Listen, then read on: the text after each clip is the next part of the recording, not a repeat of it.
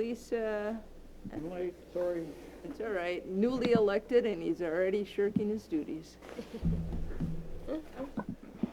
And the mayor is in the room, as well as Dave. And then online we have Rachel, Ben, Jean, and Joyce. And Joyce, you have your hand up. Oh, no, I didn't mean to do that, but I was struggling with my camera, so now I've fixed it. Can't hear you, Joyce. I think she's might be frozen.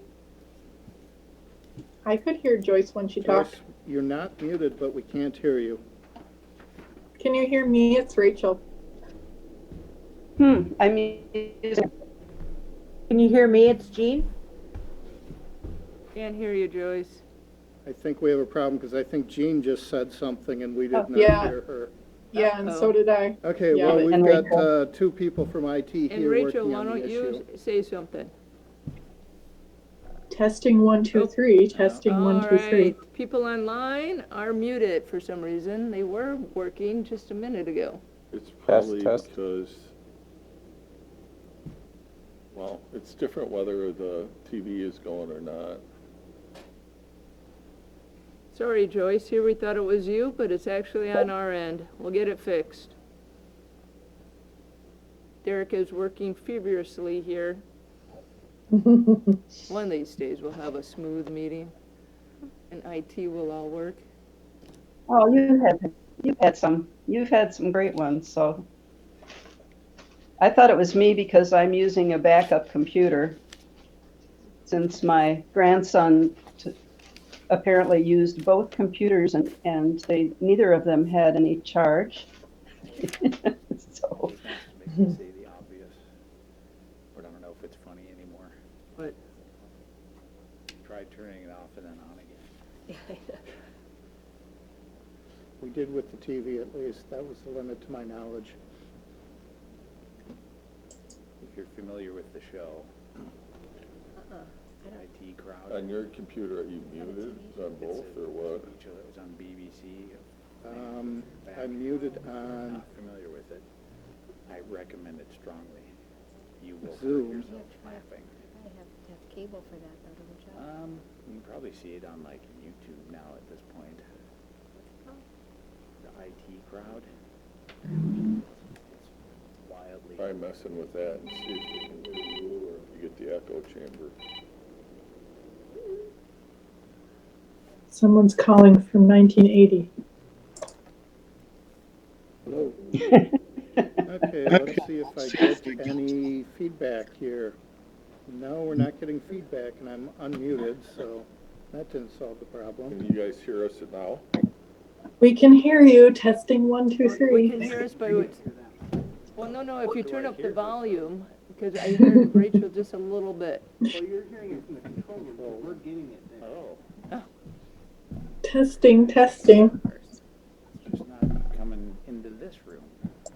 1 second, diagnose on 3rd. Today's pitching, tomorrow's catching. It's because you're up here, Dave. You have like the Midas touch. Anytime you have the technology in the palm of your hand. Thank God we have IT this Oh, time. I hear something now. Testing. Oh.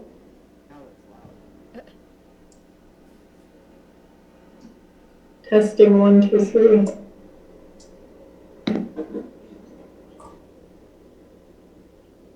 Now, is yours still Hear muted? you now? Testing. We We can hear you. Rachel. Can you hear us? Yes. Woohoo! You're here. It was fun trying to lip read all you guys, but, Yeah. you know, wasn't being very productive. All right, Joyce, you had your hand up. Is it, we're just starting the meeting? Go ahead. I don't see it on my side. I also, my camera or my video is not operating for some reason. So we'll see. No, It was operating. We had a problem on our side. Yeah, Well, we if I- could see you a few We minutes could ago. see you see a perfectly. We reaction just there, it is unintended. Huh. Okay. Well, join us if you want with your camera, because we could see you before.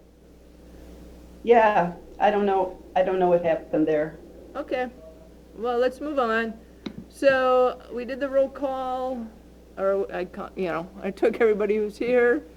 The verification of the quorum, I think we have at least, Yep, we have a we have quorum. 8 people here.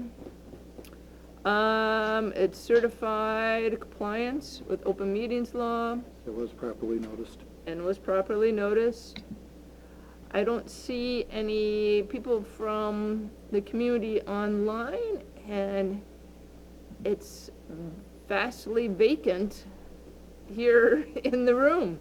So I guess there's no public comment at this time. Do any of the alders have any communications they'd like to communicate at this time? Joyce's hand is still up. I don't know if you mean to have another hand up or, No, I do not, and I think my computer's just operating under its own volition, so okay. according to my screen, I do not have a raised hand, and I have a video on, but neither of those is actually working. It's okay. It So- was my pointer that was a hand that was on your face, so that's okay. I'm sorry. I thought I was the only one that did that. It just so happened it was right where she was. All right. Oh, it's been a long day. All right. Does anybody have any communications in the room? Dave, did you have any communications? No, I do not. All right, let's move on to the reports. Dave, do you want to bring up the finance Sure. department report? I'm actually going to pull it up in Excel here. Give me a moment. Okay. And share your screen. Yep.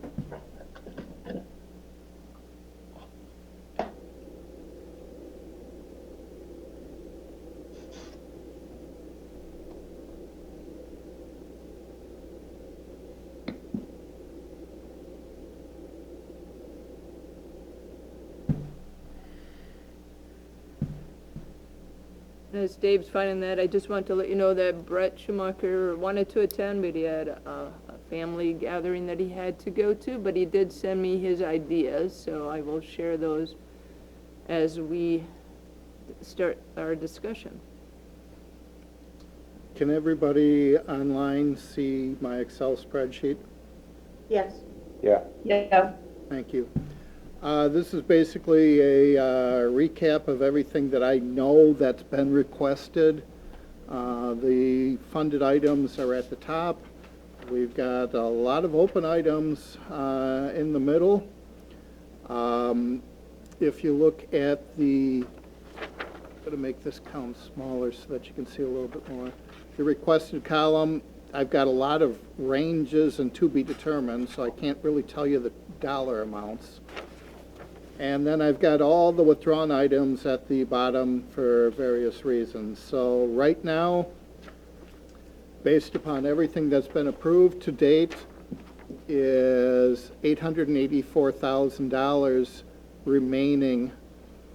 I do want to add the caveat that Finance Committee had kicked a resolution back from their committee meeting last night to Committee of the Whole. We've got some information that's conflicting whether there's 65,000 in the adopted budget for 22 for ARPA funds or not. That 65 is included right now. I'm asking that we kind of clarify that tonight. But as I said, with that 65,000 in there, you've got about 884,000 that is available for whatever you want to put out there. We have until December 31st of 24 to make decisions. So you're at 20 months now before we decide on everything. It's totally up to you folks. Do you want to decide on everything tonight? Do you want to decide on the first tranche of money? Do you want to? Yep, I'll handle that, Dave. Okay, Yeah. so that's my spiel. Yeah, the matrix that I sent you guys last time actually had it broken down into, but, hopefully you guys still have that.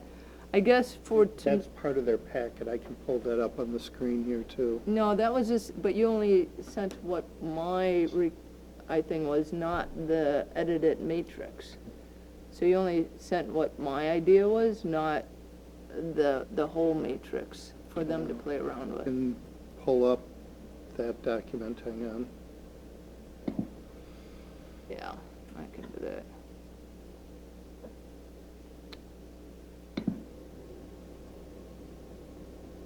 So this is, I think you guys should have gotten this last time, but it doesn't have the updated, ambulance in there. But this was kind of going through the different departments, what was proposed by different people, the nonprofits, the businesses, and all that. Not specifically. Oh, you are sharing yours, okay. Yep. The information's, you've added some more commentary, but the information is kind of the same. It's just in different formats. Yeah. So if we want to work on your reorganized, that's totally your choice. Well, I guess my question to everybody, and I was trying to get the agenda, but now that I'm sharing screen, I can't do that. I guess I want to know from everybody if you actually had a time to play around with the numbers, and if you created a budget of your own, and if you've created ideas of things that you definitely want funded. So I guess I want to hear from everybody to tell me if you've done the homework or if you are looking just to have a discussion tonight. I was hoping people would actually have started playing with numbers. How about you, Phil? Nope. Nope. Do you have an idea what you'd like to have funded? Not necessarily, but I haven't done any homework and delved into this beyond what we've been discussing previously. Okay, So I have not done my homework. okay. Bad person. All right, no judgment. Everybody has their own kind of, how about you, Lisa? Well, I did, the numbers have varied some, but, I definitely am interested in spending money on the revolving loan fund Quick trip. and, delegating some funds to the community foundation to, distribute for not-for-profits. I would prefer that they do that rather than the city. And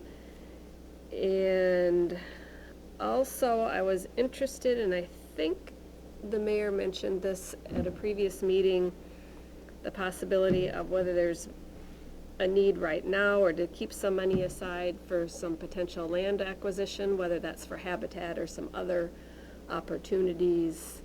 And part of the reason I didn't necessarily have dollars, I have some sort of penciled in, but if other people have some ideas, then those dollar amounts could change because I might say, oh, I forgot about that. So I think those are the three that probably jump out.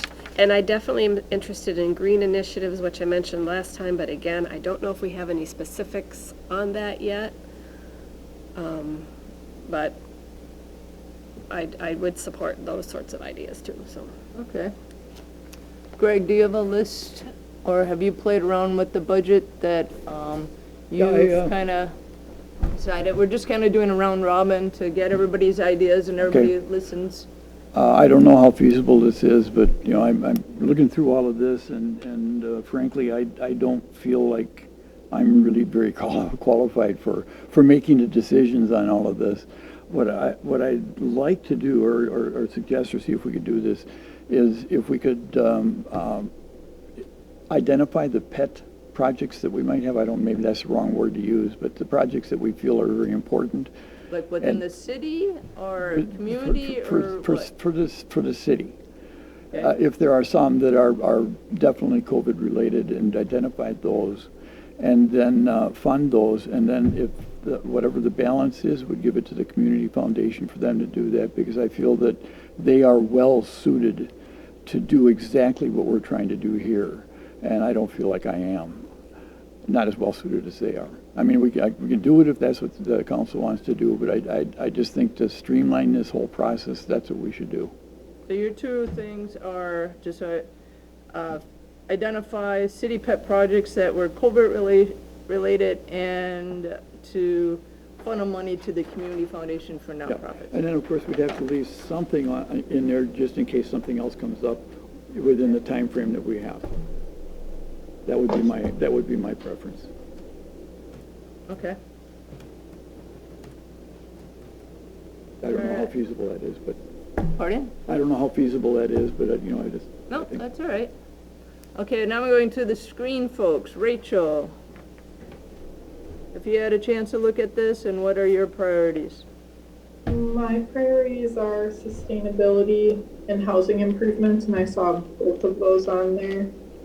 And I also really like the downtown revolving loan and part of it to the foundation. There wasn't a dollar number associated with sustainability or or sustainability related housing improvements. Those are two separate lines. I don't think either of them had a dollar amount, but So the housing, what are you talking about? That we give out grants to individuals, or what are you talking about for the housing? let's see. It would be, I'm trying to find it on here. I'm just wondering if that's something that we could actually do. I can go back to the original matrix, or what is, Are have it on his? are you referring to the direct assistance to households for weatherization efforts? I think I am, yeah. Yeah, because,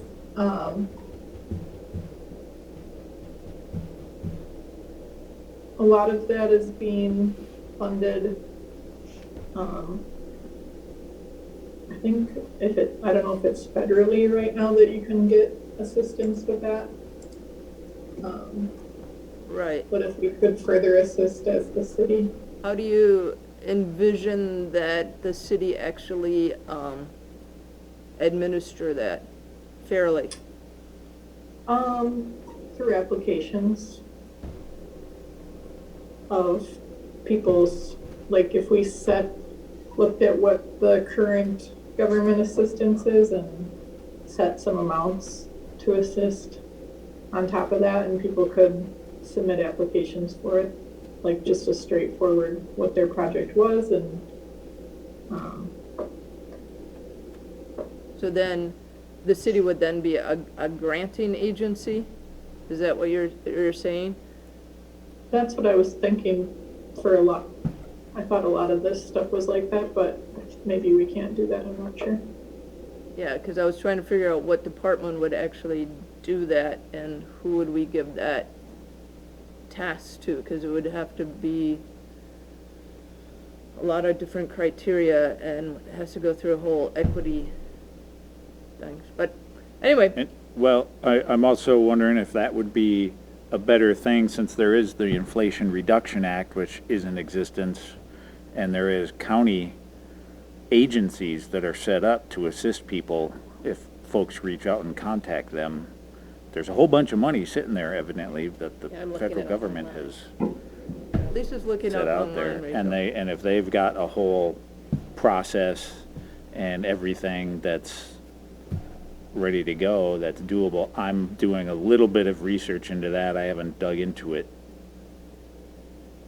super deeply at this point, but, I mean, I would support that too, but there might just be a better venue that's already ready to go instead of, yeah, I mean, I would support that, but it's like, yes, if somebody applies to us, what do we do with that application? How will we judge it? How do we judge it? What, it's like, ugh, Does Dave want to handle? of course he does.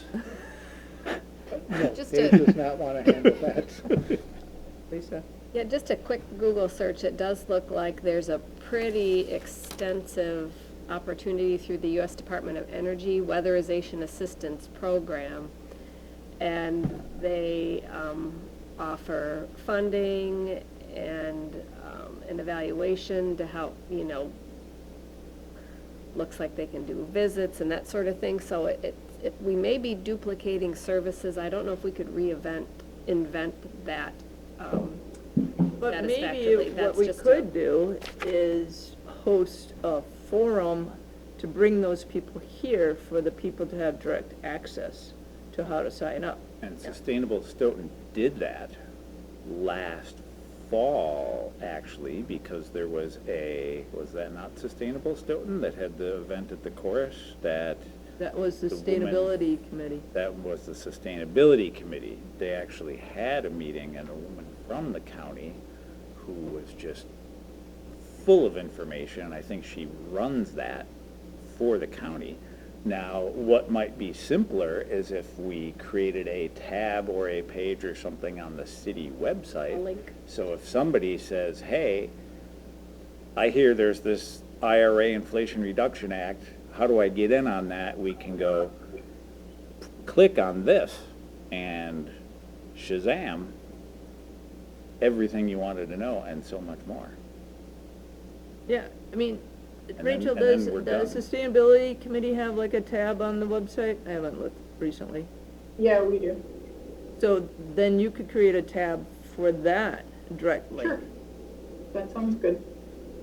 Yeah, so the only other line had brought up was, green initiatives funding Okay, for Sustainability Committee, and that number is to be determined, but I guess it just depends how far along we get tonight.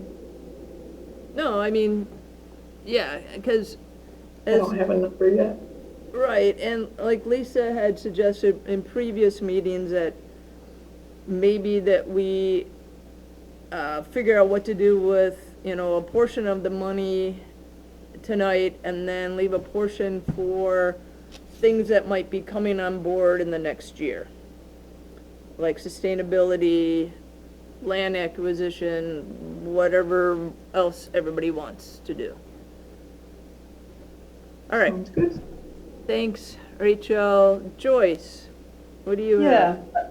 I guess if there was a detailed memo with steps of things I was supposed to accomplish, I didn't receive it, but that's okay. I guess, I had a lot of focus on things that were apparently covered by CAP, but I was especially, drawn to make sure that the city departments had the things that they needed that could be paid for by ARPA funds, but it looks like most of those are taken care of.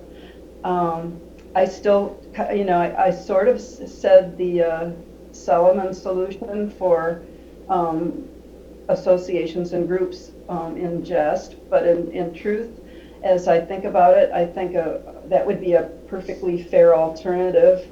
I think anything you decide on the groups who requested funds from us would be fine with me. So are you And- talking about going to the community foundation? I'm trying to, or the revolving loan? Yeah, either one is fine with me. The community foundation is okay. What I suggested was to take whatever funding might be available and divide it up into appropriate equal pieces. That's often the case in some decision making, so that would also be fine with me if anybody else thinks that's good. Otherwise, the community, the community foundation kind of thing is a great idea too. I'm sure that would be well received. So I guess I just want to make sure that we're not missing. And I guess I looked through it, and so many of the things that we suggested sort of fell off the map in terms of they're taken care of in some other way. So I'm not really sure what's left for us. I definitely want to make sure that Parks and Rec in particular, that there's no projects outlying there that we could support in some way. So, but it doesn't look like it to me. So I don't know how helpful that is, but it just looks like from this big long list, there's not that many candidate recipients anymore. Yeah, a lot of them, we had decided that they were funded through CIP or the other Right. budget. Right. And then a big group, when we whittled this down, we put all the nonprofits together and all the businesses that came forward together and things that, like you said, had fallen off, got kind of eliminated, not to kind of muddy the waters. But what I'm hearing, you'd like any remaining city department projects, especially Right. Park and Recs, Community Foundation for nonprofits, and potentially the revolving loan for local businesses. Yeah, that would be fine. Okay. And I submitted my single, my one request, and I'm going to collect the background information for a plan and proposal. Without a request, I won't be on council, but I'll share that with Dan Glenn, and he and I will at least collect some background information in case there's an opportunity in the future to put Wi-Fi in our city parks. Even in Dane County, there's only one park, which is Lake Farm Park, that has free Wi-Fi. But there are people across the country who have done that. So I'm just going to be working on the nuts and bolts of how that's accomplished, just for the fun of it. Well, thank you so much. Glad to hear that you're going to still help us out as It's a worthy effort. I think as I talk to people, they don't encounter quite as many of the desperate people that I encounter. And there are people who sort of are terrified when they're faced with, no alternative except Wi-Fi, and they're entirely new to it. So, so I'm pretty emotional about that topic, I guess. So anybody who has ideas or sees some great information, pass it along to me. Excellent. Thank you so much, Joyce, and thank you for your proposal for the computers and tablet revolving kind of loan subset with the senior center. So that's Yeah, it's great. getting more and more popular, so yeah. So we Excellent. started out with just a few, but now we see the demand kind of gradually increasing. So that will be tremendous if we can have that. All right, and that seemed a very low-cost project. So- Right, it is. It's just a little bit. All right, moving on, Jean. Let me make myself visible. Hello. So, Regina, I'm on your colored list as well. I didn't look at the difference between this one and what Dave in the gray had. But I know that I did send, I still feel pretty much how I did at the last meeting. I have concerns about the process, but I'm glad that we're gathering to figure out what to do with this money. But I really don't feel that we have taken an intentional, We lose connection? we haven't been intentional of trying to Dave, reach we lost people that this money really could help. And I don't think we really even have that much awareness of it. But this was supposed to be rescue funds, so I gave the idea of, do we try to figure out as a city, as we've identified our marketing and our way of going about this is not necessarily the most organized. We're doing it with what we have, but could we take some intentionality? So I did send a link to one idea of, there's a large company called Granicus that will help you reach out to citizens and find out how to reach them. And I know I forwarded that to Regina and the mayor, and I don't know if it got assigned anywhere or anything, but looking at it, but I sent that in as I was asked to. And I guess I would like to talk about, have we really reached out to people who really need this money? I think we heard it from the nonprofits that came forward, and now we're kind of pushing that over to the community foundation. So I just wanted to share that remains there for me. But I am hoping that we're going to fund projects and the need that has arisen from COVID, and then having long effects on our city. So one thing that was very clear to me was that our broadband is so lacking. There are silos downtown where it's very hard to, unless you're carrying your own personal Wi-Fi, to do that. And so I like Joyce's idea of the parks, and we haven't really talked about it, but wouldn't it be cool if we really made our downtown area accessible? I also remember talking about concerns early on, way before COVID, about small businesses. But how many of our small businesses have really been hit hard by COVID? I don't think our city has really looked at that. And I don't think we've invited them to give us that information either.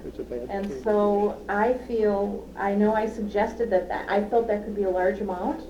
And maybe they did get PPP, maybe they did get other things, but I don't think we've really gotten the message out. So I believe that broadband is extremely important. I believe in giving a big chunk of change to the nonprofits. I wanted to look further at Dave's list later, but that's sort of where I'm sitting. So if I hear you, I'm sorry, we keep on, my computer keeps on like blanking out, but I could hear you. What I'm hearing is broadband, like through parks and downtown, small businesses, is that through the revolving loan fund that we're talking about, or is that just grants? What were you thinking? I feel that the revolving loan fund is worthy, but I have questions about how well we've reached out to people that we have these funds and that it's been known, and that hasn't been addressed. Okay, but if the program hasn't been set up yet, so it's hard to say that we haven't reached out to anybody. I'm just saying about the money in general and letting the need be known. I know the nonprofits got it, but I think there's a lot of people we missed. Okay. So I'm hearing broadband, parks, downtown, small businesses, and nonprofits. Did I miss anything? And I know you don't like our process. And I did look at your item. It was this, we had a discussion and we thought that we were doing what we could for our process. So I was curious though if there's any thoughts about how we are going to try to better target our marginalized or disenfranchised that are hard to reach. That really was my point that I was bringing forward, and I didn't get any response. So one of the things you mentioned, Jean, was the software. And our IT department did go on there and actually, yep, they went on there, they logged in, they went through basically it's a sales pitch. And it's similar to other products that have approached us for digital presence. And basically the software is between $25,000 and $30,000 a year for the initial installation, and then there's maintenance fees and ongoing costs. So we had a concern, first of all, whether we need it, because a lot of the services they provide we already do in the different apps that we have. And we have added things like we have a kiosk in the city hall for people to get their licenses now, or we've expanded our online opportunities for people to get those licenses and pay their taxes. And we've also been setting up updated notifications for things like snow emergencies and constructions. And they're also looking for a way to convert more into Google, which is more interactive and more immediate and creates efficiencies for us. So the IT has been doing some of the things that would be included in the package. So there was concerns about, the sustainability of purchasing the software system and implementing it and then having the ongoing costs in our operations budget. And based on that, we just really didn't feel that it was really going to provide any more benefits that we already have. And I don't know if it would necessarily reach anybody different than we already are, especially those that you feel that have accessibility issues. I think that is probably a separate conversation with a separate strategy. I don't think this one will help that. We also did look at the broadband, and I know I was at a Cities and Villages meeting, and they engaged with the company to analyze broadband in Dane County, and they identified but didn't give me specific addresses, and they said there were 75 addresses in the city of Stoughton that have, I'm going to call it marginal access to internet, which means that they have weak connections. Everybody has the ability to either get Spectrum and or TDS. So the problem isn't necessarily the availability, it's the affordability. And that is kind of a similar question with the software, because if we were going to do something in our parks, we would have the initial costs and then we'd have the ongoing subscriptions to the different, whether it's TDS or Spectrum, to continue to provide those services. And then it becomes kind of a budgetary item at that point. Now, that's not to say it's not important that we pursue that. We had an opportunity a couple years ago to work with a company that was kind of ahead of the curve on the wireless, and we would have had to have been able to have access to towers and things like that in order to install it. And at that time, it wasn't really deemed cost effective to do that either. I don't even know if that's still available. Since then, they've kind of moved on to Rock County. They wanted to use Stoughton as a pathway to get there, and they basically said, well, if Stoughton's not interested, we'll go around Stoughton and provide that service, is what they've done. So to ask them to come back and do it now, I think probably the price has gone up. That ship has kind of sailed. So your ideas are good. I'm just trying to figure out the sustainability and the affordability, and I think that's kind of one of the things that Joyce was touching on with the program down at the senior center with kind of the revolving laptops and access through that, and I know the school district does some things as well. A lot of the broadband issues, quite frankly, are more in the rural areas. The townships especially have struggled, and I think that with the state money, a lot of it is going into those areas and not so much into the cities, because we typically have infrastructure here. So, that's, some of the things that you talked about. The downtown businesses, we've done quite a bit to try to help them throughout the pandemic. We provided the resources so they could get the PPP money, which was a grant that actually turned into forgivable. Dane County provided money to, I can't remember the number. It was, I don't know, 4 or 5 dozen businesses anyway that applied, and the range was from $3,000 to $6,000 a piece for those businesses that applied for that money. You might recall we did 9 businesses where we provided ARPA funds for the lead service lines, which was helpful. We had one business that we were able to secure WEDC grant money for Grant Inspired, so that was helpful. And then we had 26 businesses, new businesses, that were able to secure the state of Wisconsin Main Street Badger Bounce Back grant. So, and that was $10,000 a piece. So we've done some really good things. Plus the revolving loan fund from the RDA for our downtown businesses has been heavily utilized here in the last few years since the RDA kind of revamped that. And that's one of the things that I support, doing more of the revolving loan funds, especially if we can do it with the interest rate that's at or below what the banks are given, so the businesses can take care of it. And it's a lot easy for us to administer, because we can, for the commercial, we can administer it through an organization called WIBIC, so we don't have to have staff bogged down in the paperwork for the tracking of that information. They can just send Dave a quarterly report and whatever money we have coming to us to replenish it, and it works out pretty well. So I would support doing more of that. Hopefully that answers some of your questions or addresses some of your concerns, because I think they're all legitimate, but I wanted to let you know we at least followed up on them. Thank you very much, Mayor. I wasn't aware of that, and so that is wonderful. I had no idea on that, granted, because I was just looking for resources. Mayor, the other thing that I interestingly saw when I was looking at the Mosaic Incorporated website by Abba Thakkar, she actually talks about how to effectively try to reach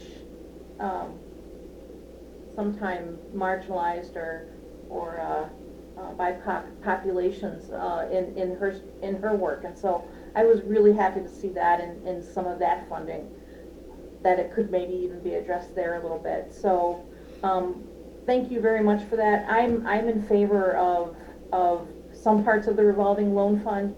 I would like to see a large amount of money go to the nonprofits, and nonprofits hopefully with a small n. Are we only funding 501c3s and going by the rules of the community funds? Those would be some questions, because I have a feeling there are some groups that might not be at a nonprofit status, but still may be known, and if they're willing to do the paperwork of the community foundation. That is just one question that I have for the community foundation, but that's very detailed. I think in general, thank you for addressing the questions that I had. You're welcome. Okay, let's go on to Ben, and then Jerry Went is actually in the room, so he could actually answer your question with that, but just let Ben give us his thoughts first, and then we can move on. I think a productive thing we could do tonight is take the things that there's basically been unanimous consensus on, and find numbers for those. Right, so Ben, give us your consensus. That's where I'm trying to get first. Yeah. Well, what I've heard from the last meeting was, and this meeting, is the revolving loan. We've already voted. Did we vote with ARPA funds on the consultant contract with CACP? We Yes. took that out of the That was on the agenda. reserve funds, didn't we? I don't remember the source. It was not ARPA funds. But it's Oh, no, it was already on the city council Yeah. agenda, and we already passed. We funded it, but it wasn't Yes. through ARPA. Okay. Yep, so that's done. So what are your top 3, 4 things, and then I'll start consolidating what the overall is. I just want to get your opinion, Ben, first, and then we'll go over what are the ones that are consistent throughout everybody. Yeah, the revolving loan fund, the green initiatives, and I think going through the community foundation for nonprofit applications. Okay. Thank you. I got everybody, right? And the Mayor, you had the revolving loan. Did you want to chime in on anything? Yeah, I mean, the land acquisition is the other one, and like I said at the last meeting, it could be a number of things. It could be the habitat, it could be land purchase for city development. It could actually, one of the things we've been kicking around is we want to be able to have more sleeping quarters for EMS, and possibly have interns at the fire department, so we have better staff, better coverage during the day. So one of the things we're looking at potentially, instead of doing an extensive remodel, is actually possibly purchasing a home, because we know that at some point we may do expansion and we could turn around and sell the home and basically get our money back. So that might be another option for, it's not really land, but it would be, property acquisition, I guess is what I The would call land that. property acquisition. Yeah. And But, so you had revolving loan, land property acquisition, did you have the yeah, the revolving loan fund and, community and, foundation? yeah, community foundation. And then I guess I would like to get a decision point on the sign, whether or not the digital sign would be funded through ARPA, and if not, then we, would decide whether or not we'd submit that as a CIP item for next year. So are you putting that on your list to fund? I guess if we have funds available, I would say yes. If, then we can get it installed yet this year. If not, then we would push it. So I guess if I was to prioritize, that would be probably further down the list than the other things that I mentioned. All right, thanks.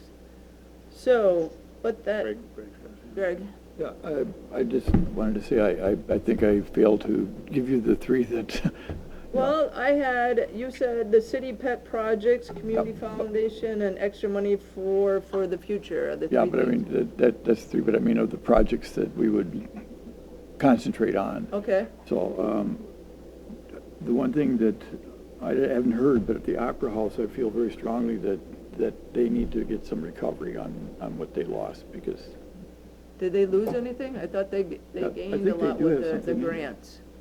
What they did is the Opera House had anticipated a shortfall in the 2022 budget because they were easing back into the pandemic.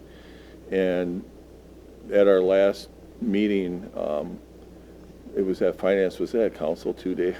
Yeah. Sorry. Dave went through the budget and we ended up with like a $800 and some surplus citywide at the end of the year.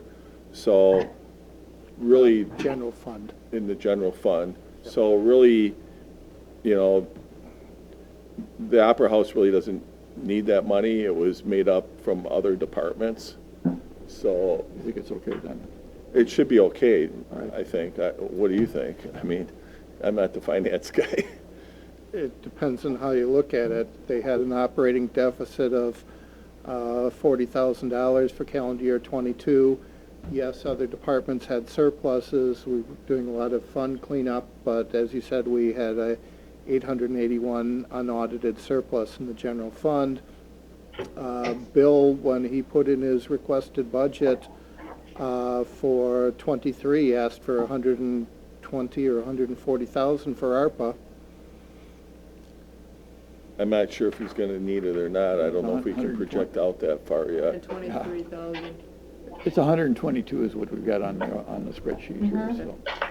I don't know that you want to give all of that, but I just thought that that would be something that we'd want to do to make sure that important part of the city continues on. And then the other one was the downtown revolving loan fund that I felt strongly Might about. want to talk. The downtown Hear what Greg revolving is loan saying. fund, that's the other one that I was The which looking at. one? The downtown revolving loan fund, Okay. yeah. May I make a comment? Sure. If you are going to give something to the Opera House, they have to spend the money to do it. We cannot use ARPA funds to build up a surplus in any fund. So just throwing out examples, you're going to give them 75,000 to bring sticks here. Okay, but we can't use it to support their general operations without having Okay, yeah. increased expenditures.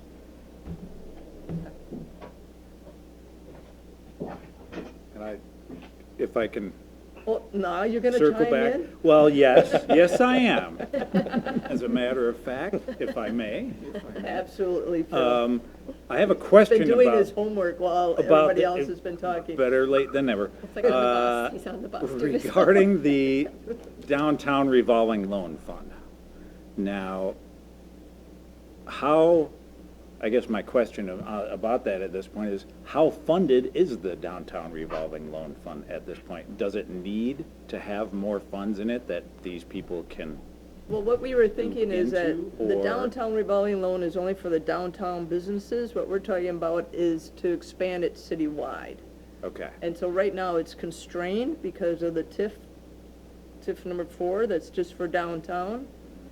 what we had proposed is that then we open it up to all businesses citywide. Okay. And so it'd be a separate fund. So you would have your downtown revolving loan So fund, there'd still be the downtown revolving Right. loan fund, then there'd be a citywide, general city business right. revolving loan fund. Right. Is that? That's my understanding of the Okay. intent of it, but Yep. we have lots of discretion what we can use it on. There's very little that we cannot use the monies on. Okay, and I'm just kind of wondering, you know, I mean, heck, sounds like if there's enough people that were interested in tapping that revolving loan fund, we could probably put all the ARPA funds in that and have people like, hey, can I borrow money out of that fund for this, money out of that fund for this, and then the ARPA money is, you know, I'm just wondering how much we're thinking about, because there's these numbers in here for these particular downtown projects, so I'm just, an idea of how much we'd be throwing into that at this point? That's what we're That's debating one of the tonight. things we're here for? Okay. Yep. So, Lisa. and then if and then, Okay, you're gonna give us your three? well, more, I mean, as I've said before, you know, one of the biggest concerns is impacts from the COVID, which is why we have this money. So, and I noticed the community health center is on here, and Ben had school lunches, which I think is another, because, you know, getting the money, just like Gene's concerns, funneling the money to the folks that were most impacted or that are in most need of it. And if the community health center needs money, then yes, you know. Well, I think we had discussed this last time at the community health centers, and Mary could correct me if I was wrong, got a whole bunch of money. Okay. And When you that's, say the community health center, you're talking about the food pantry, or what are we talking about? I mean, what do they call it? They used to call Stoughton, it the neighborhood Stoughton Free Health Clinic. that one. Oh, the It used free to be health the Shalom clinic. Free Health Clinic, but now it's, yeah. I don't know. I don't know, I think that's one of the rationale by having them work with the community foundation. Okay. They can help sort that out. They, a nonprofit? Yeah, benefit they are. from your Yep. group, right? I believe they have in the past. I don't remember if it was a grant or a pass-through. Okay. So we could do a pass-through for them. Okay. So you had two revolving loan fund, free health clinic, anything else? And I really like Ben's suggestion from previous meeting about school lunches, if there's folks that need help, but there again, there's a lot of things like from federal programs, I'm just like, Well, well, for and a that's long- a school district thing too. Well, it is, and they had free and reduced lunches for a long period that Yeah. the government paid for during that time. Yeah, So, and now, unfortunately, they're being cut back. yeah. But if we wanted to offset that, that's, Yeah. how much money could we actually put in that, And, two last things. okay? Is, and this was from my homework actually, is the, like, solarized Stoughton. So Yeah. essentially a weatherization, energy efficiency program funding help there. And then the last thing, and I remember getting a thing about this because we probably all got something like this in the mail from Spectrum, since we are served by Spectrum in town here. The Affordable Connectivity Program is a federal program for people that need help getting internet. And there's also, I went and looked it up, and there is a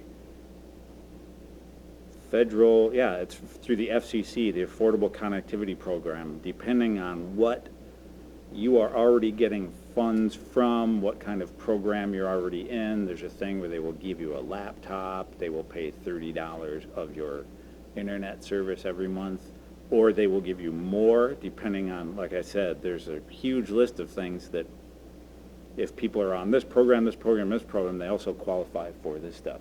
So here again is another federal thing where it's like, well, it's already out there, actually. I don't know So how how do easy it we- is to navigate or how we It's direct very people to it. normal. Pardon? Who was talking? I just wondered if I could comment on the Affordable Connectivity Program. Sure. Sure. For a moment. Yeah, I just wanted to say that that's a very popular program and it has been promoted widely. We see ads on TV for it. So you get $100 toward a device and $30 a month toward your Wi-Fi. So thank you for bringing that up, Phil. So would that also be something that we'd want on our website? Or how else can we Yeah. advertise that to create that link? I mean, I liked what Gene had proposed with like small businesses and Wi-Fi, and I can't remember who else we were talking about to have, oh, with Rachel, a tab on the website with respect to housing directives. Is there a way that we, and maybe Derek, who's listening in on this in WSTO, how do we create on our website tabs to all these good programs that our community members are eligible for, so we're not reinventing the wheel? So, is it like, programs available for citizens of, community members of Stoughton and beyond, or school district, and, you have the housing, you have the broadband. How do we make that connection so Energy people? efficiency stuff, and that's, yeah, and going back to now, I'm thinking about Gene's comments are like, how do we get this information out to people? And if we put it on the city website, how do we keep the city website from just being this jumble of tabs and what is this Well, thing, I agree. I don't know if people are gonna find it on our website, yeah. because Yeah, if they don't have access, how are they even gonna, the first thing they're gonna do is not gonna go to our website. Yeah, that's an obvious one, isn't it? So that's the challenge, is having a strategy to reach people, and hopefully, as Gene mentioned, that's something we can do as part of the DEI effort, is to help identify better communication methods. And it sounded like Joyce was gonna make another comment, and since she seems to be relatively Yeah. expert in this sort of thing. Yeah, I have a summary of the Affordable Connectivity Program that's just a couple pages.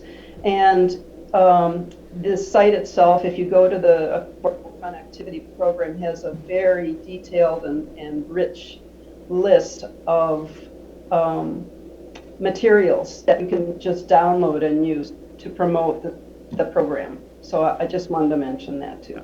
Unless somebody doesn't have, Yeah, I mean, one thing that was interesting that I learned is that, talking to Joyce and to Cindy at the senior center, is many people that have difficulty, instead of having a computer or something, they probably use their phone for everything. So even people that, are below the medium income, have ability they have to have a cell phone. So I think social media is probably better than the website, because, and there's all sorts of ways of doing that, but it's something that goes to them instead of them having to search out for it. And that's kind of how I am too as a consumer, is I don't always go on the website.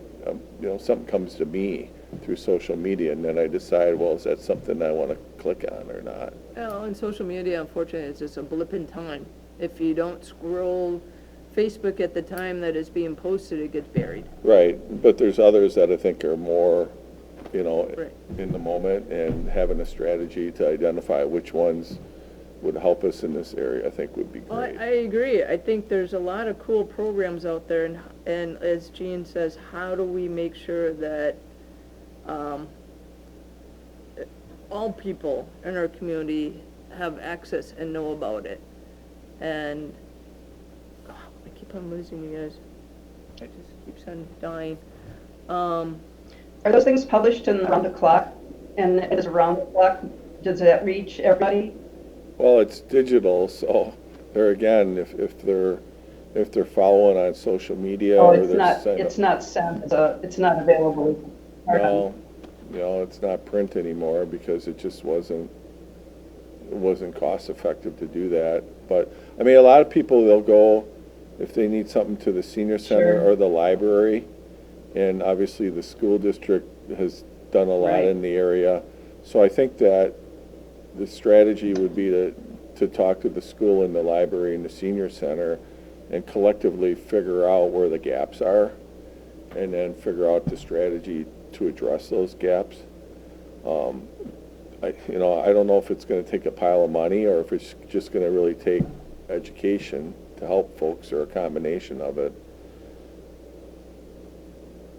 Yeah, I was thinking, library, youth center, food pantry, senior center, flyers, posters.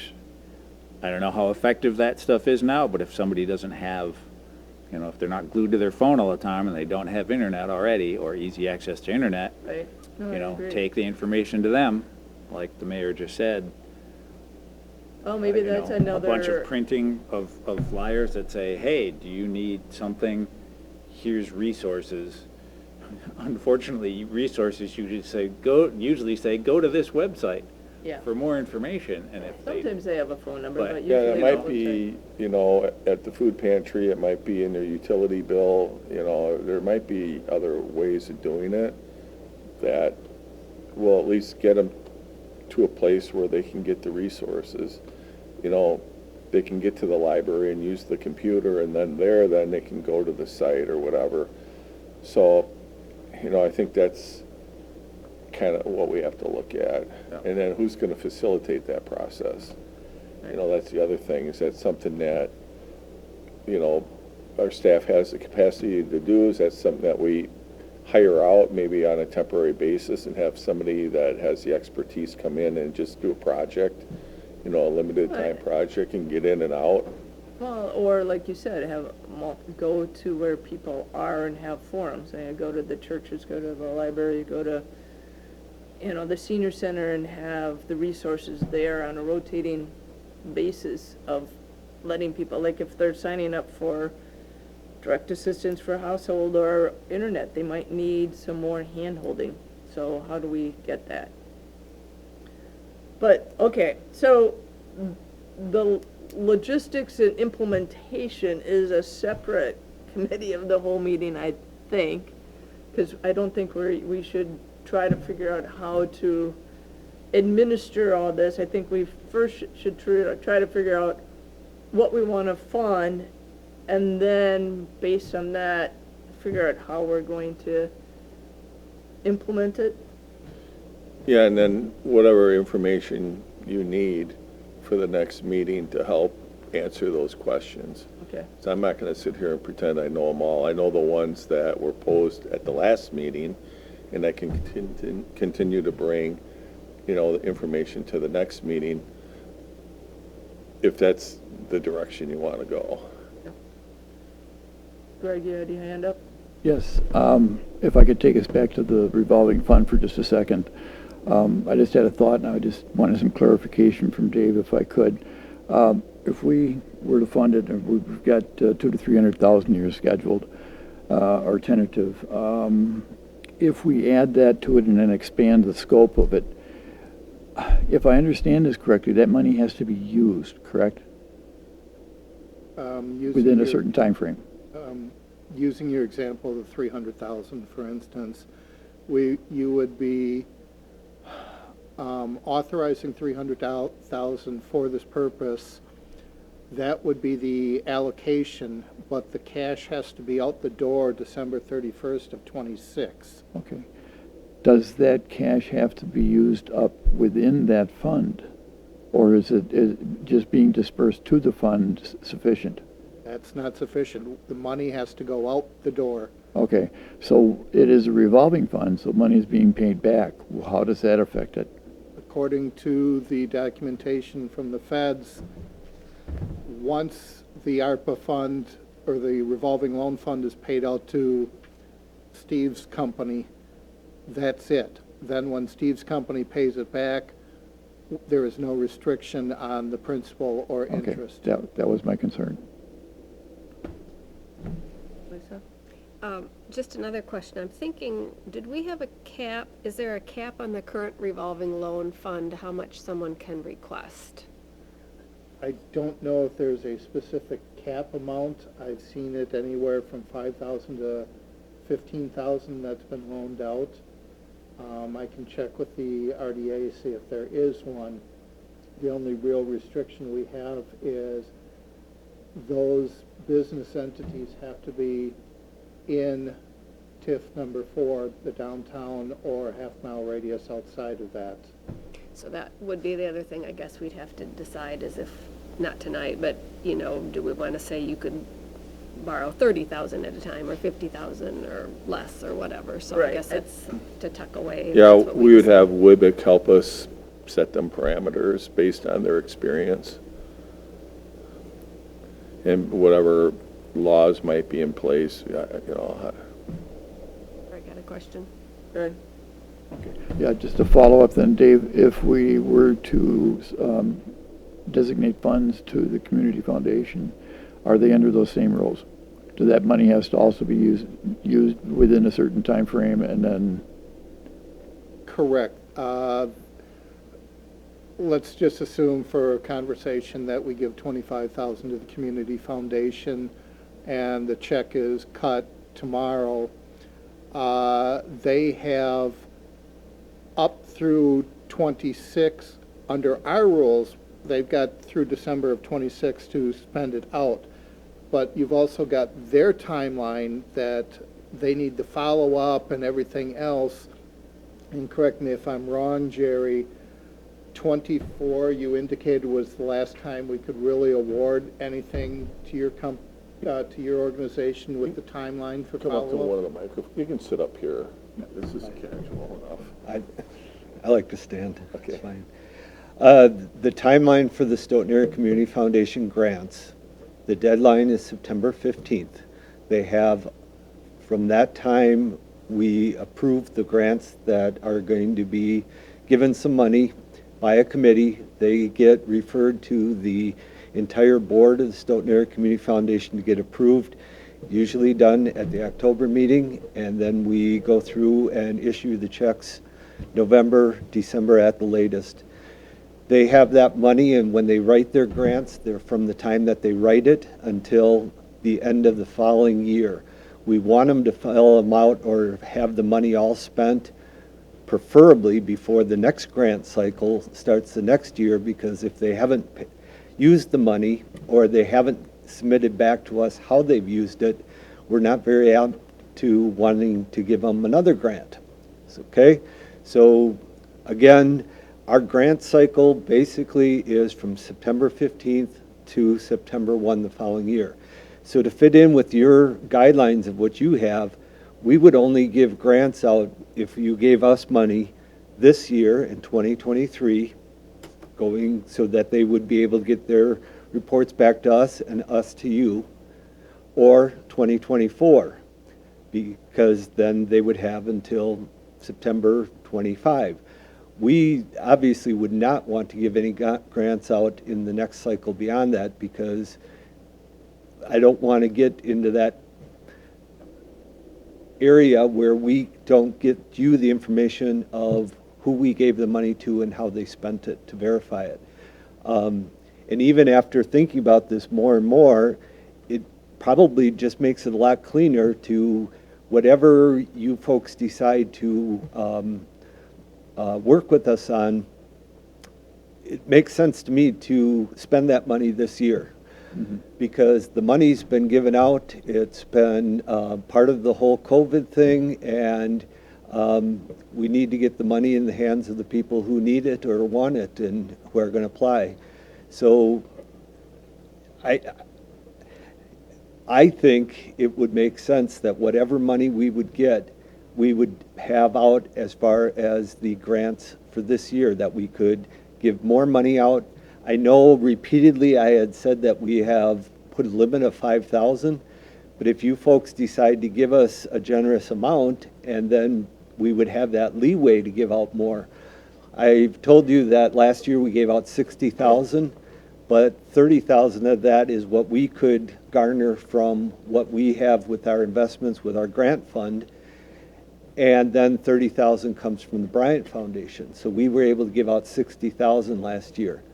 And I had another meeting, and that's why I came in a little late, but I could quickly read down the 17 organizations that we gave to last year, because the question that came up earlier about, do we only give money to 501c3s? For the most part, yes. But there are exceptions, and one of them or two of them on our list from last year falls in that. So I'm just going to read them real quick.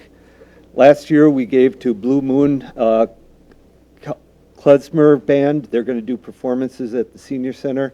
Eyes of Hope of Stoughton, the Fab Lab of Stoughton High School, the Friends of the Girl Scout Program, the Frogs, the Housing Advocacy Team, the Neighborhood Free Health Clinic, Reach Dane, RSVP of Dane County, St. Vincent de Paul for a St. Anne Conference, Stoughton Affordable Transportation Program, Stoughton Area Resource Team, or START as most people know, Stoughton Center for the Arts Guild, Stoughton Clothing Center, Stoughton Personal Essentials Pantry, Stoughton Police Department, and Stoughton Resettlement Assistant Program, and finally the Stoughton Village Players.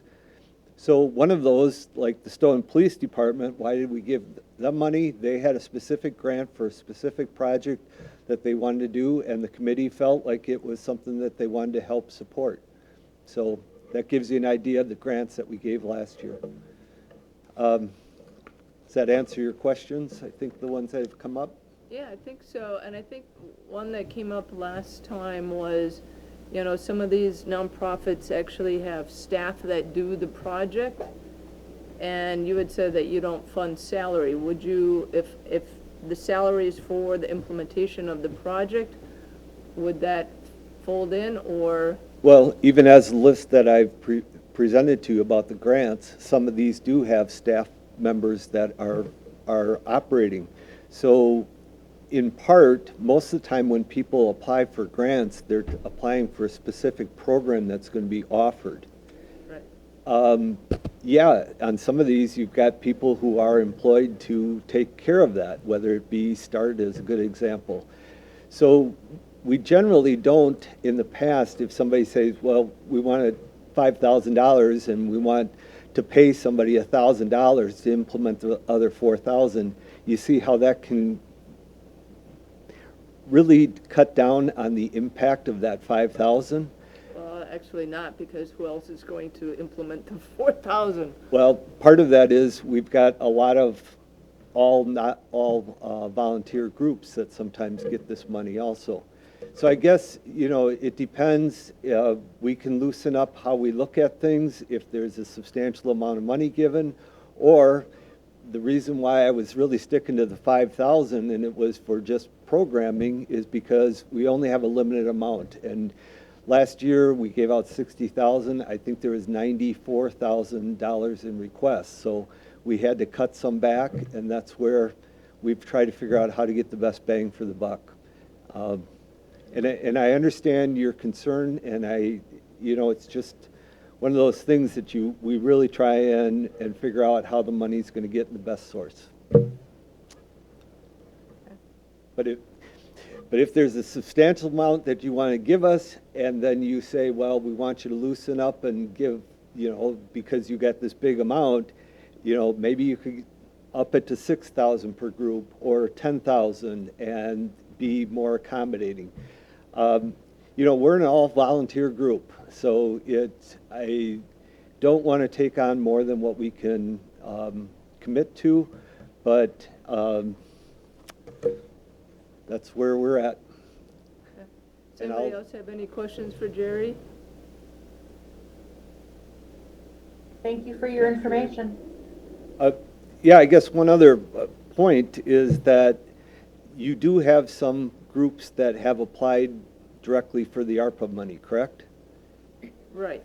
So, you know, again, our timeline for this grant money isn't on September 15th for the next round.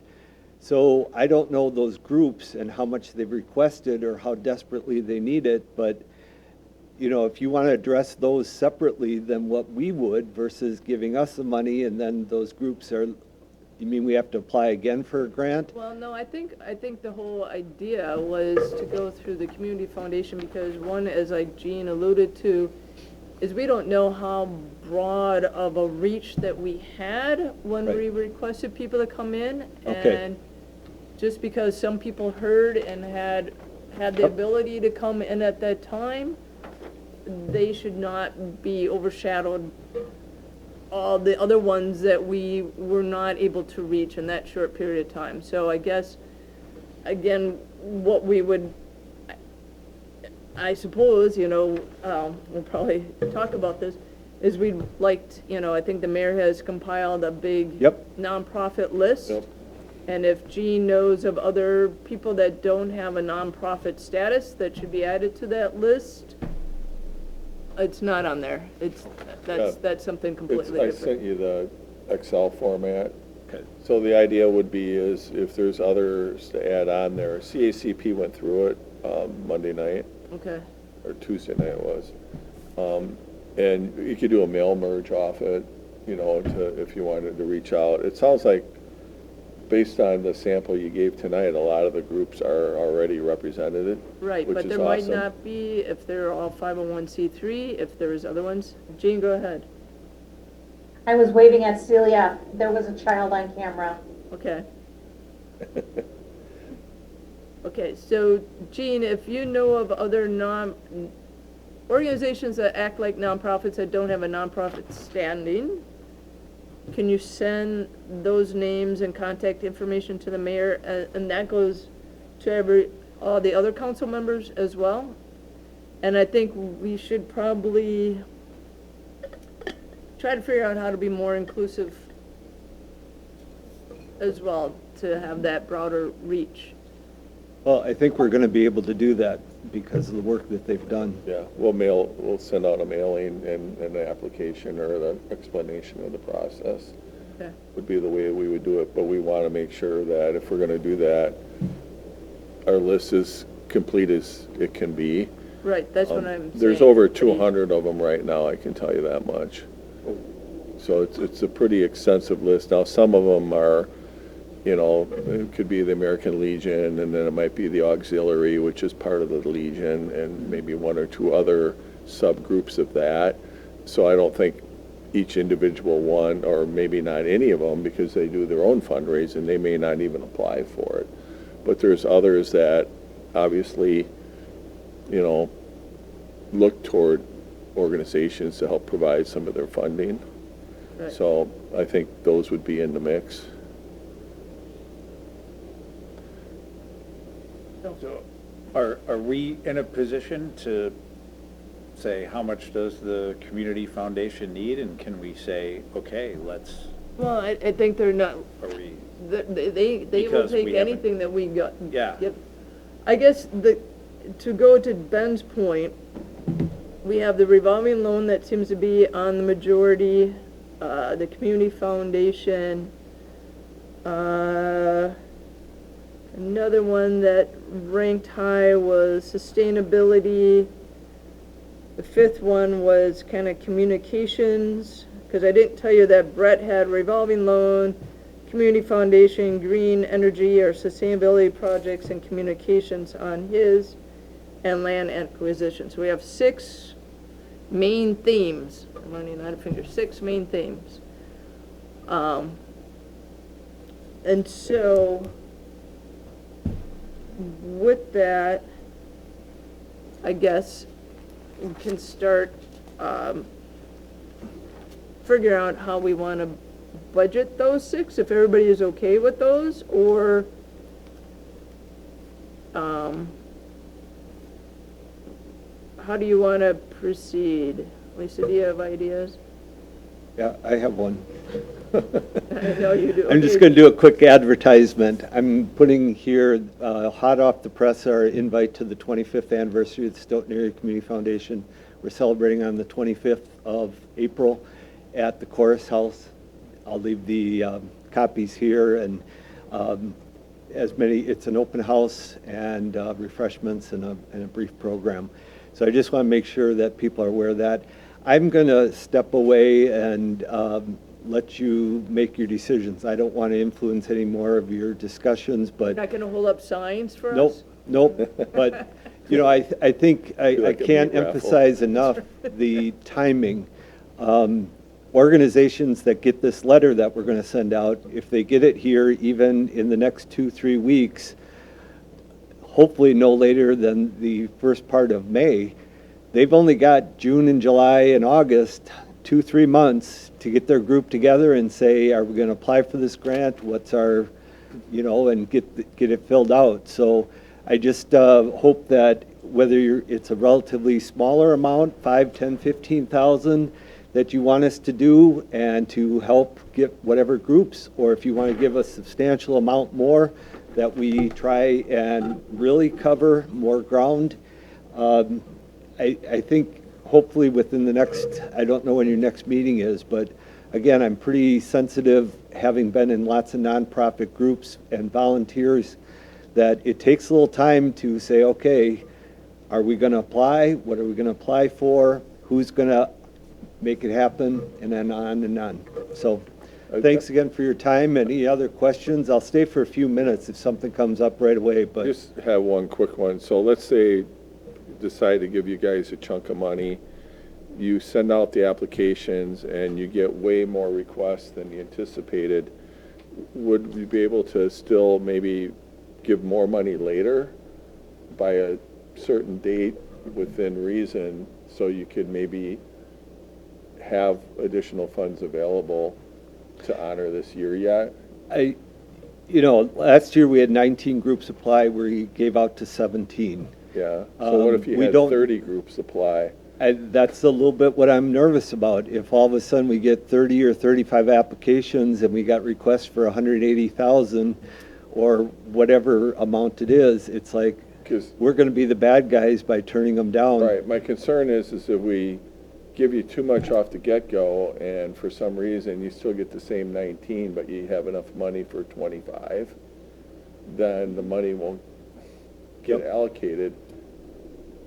Is it better to err that way, or is it better to give a chunk now and then possibly follow it up with more, say, in a couple, 3 months or whenever?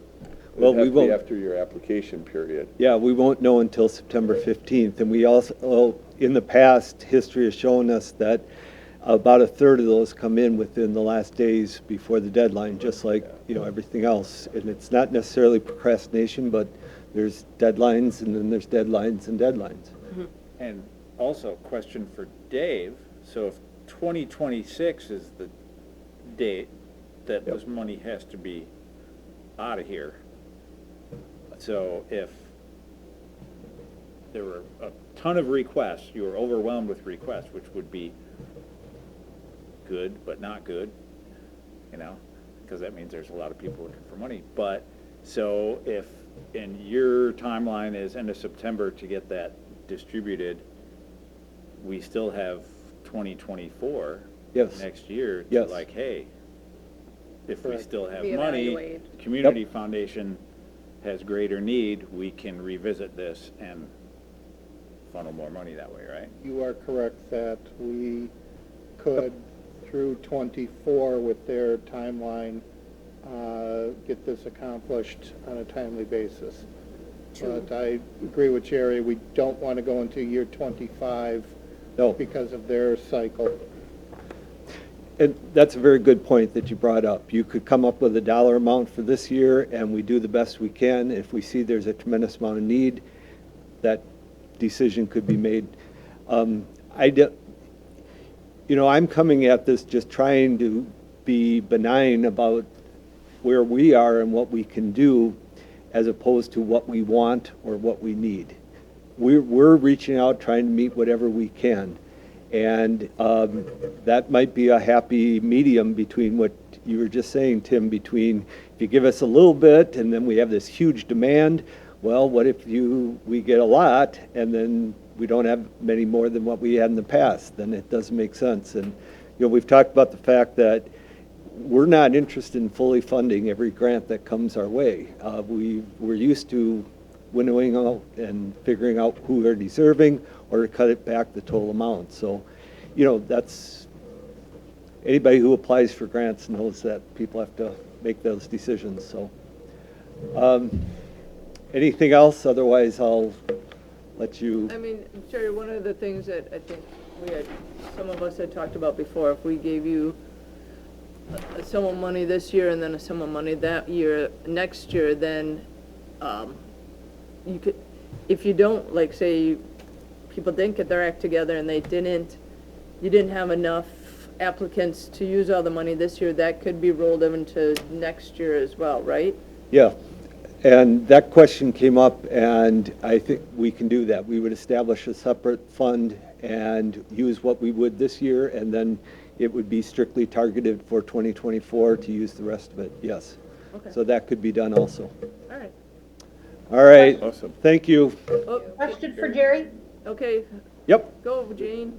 Jerry, quick question for you is that, the Stoughton Area Community Foundation, what kind of dollar amounts are you guys anticipating with the amount of money that you might give? Because there's quite a range of, there's one organization, well, there were two. There's one organization that asked for $200,000.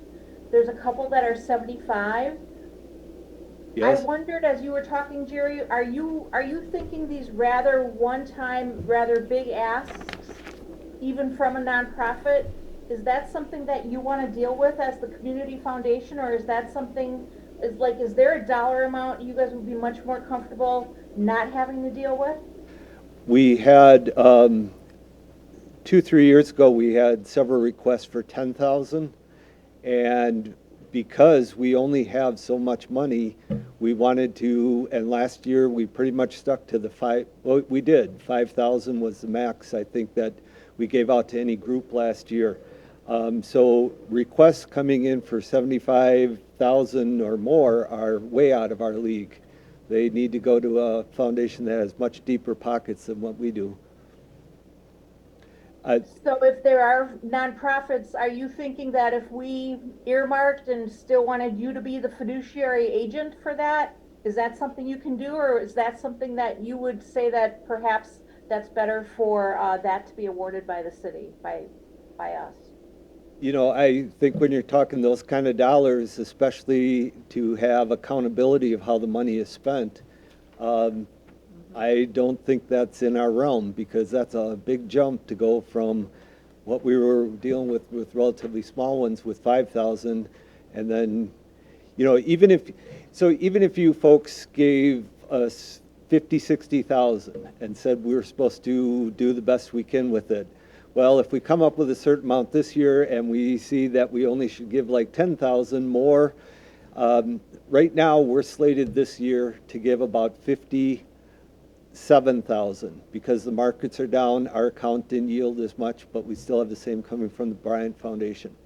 So, you know, it just, to me, that's a huge leap for us to start going and saying, well, yeah, this group wants 60,000 or 50,000. Let's make an exception and give them 20. And, you know, it's going to be awkward. I think it's just kind of a no-win for all of us. So I don't have a better answer than that. And I understand your question. I don't know if I answered it. I appreciate your insight. Thank you. Okay, good luck, folks. Thank you. One thing I wanted to share on the revolving loan fund, I found a document. So the funds that we've given out through the downtown revolving loan fund, which is the RDAs, the ranges have varied from 15,000 to 50,000. Right, And we typically do 1 to 3 a year, just to give you an idea. And that's just strictly for the downtown area. So I don't know if that helps you or not. So I think that was the question, was the max loan, and I had looked on the website, I was gonna say that Oh, you too. found it? Yeah, on the RDA website, it says the max loan is 50,000. And we have issued a number of them. Yep. And they've revolved. Money keeps giving. And that, you know, and when you talk about green initiatives too, the business revolving loan for citywide, you know, again, if we get a lot of applications, one thing that we might consider is to rank the ones that are for green initiatives like solar, increase their HVAC system, increase their insulation or whatever to green up their facility might be something that would rank higher. If at that time, when we talk about that and how to implement it, that's something that we can consider. To incentivize people to do more things. Huh? Did you have another question, Jerry? Oh, was pausing a moment. okay. Wanted to make sure we didn't. Anybody Just else, sneak question for Jerry? He's like halfway out the door. Thank you, Jerry. Thanks for being here. Hearing Appreciate it. none, Thank he you. can finally escape. On time this time. All right, going back to common themes, revolving loan, community foundation, green initiatives, land or property acquisitions, and communications broadband are the kind of big themes. Jean? I thought when Greg offered the thoughts about the Stoughton Opera House, I felt that one of our priorities was to prioritize city that is covered by CIP, and I agree. I remember their presentation. I remember the information. I think both the signs of Public Works and the Stoughton Opera House need to be in our matrix right now.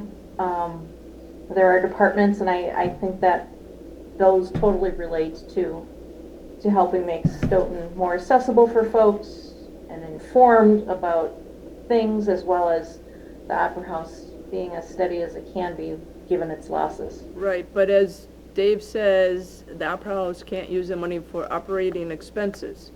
Well, no, we'd All right. have to increase their operating expenses. Oh, we'd have to increase their operating expenses. Right.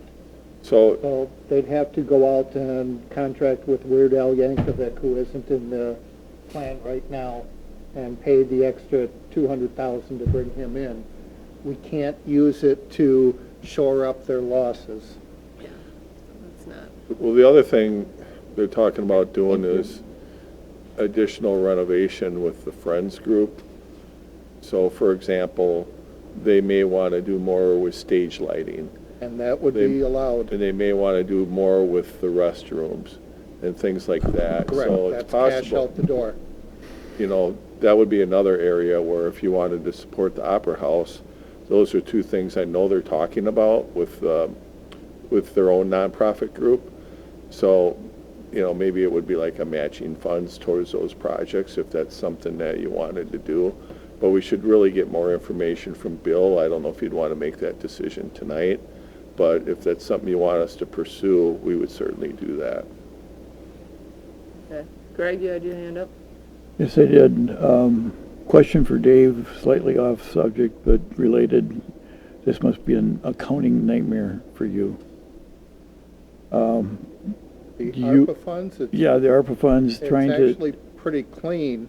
but what I mean is that, like, okay, if we give funds to the community fund, we give money to them, that money would be going out, there would still be accountability for that money. They're gonna have to account for that where it was spent. And then also, the revolving fund, the revolving loan fund. If you have that money, you put money into it, that money's gonna have to go out first before you use the money that's already in there. No, well, there is no money in there, because will be a completely new fund. Okay, so it's gonna be a completely separate fund? Right, So you're gonna, like I said before, the current revolving loan is stipulated has to be for downtown businesses because of the TIF district that okay, I didn't got there. understand that. All right, We would have to create a whole new revolving loan fund that would be citywide. okay. That makes it a little bit easier.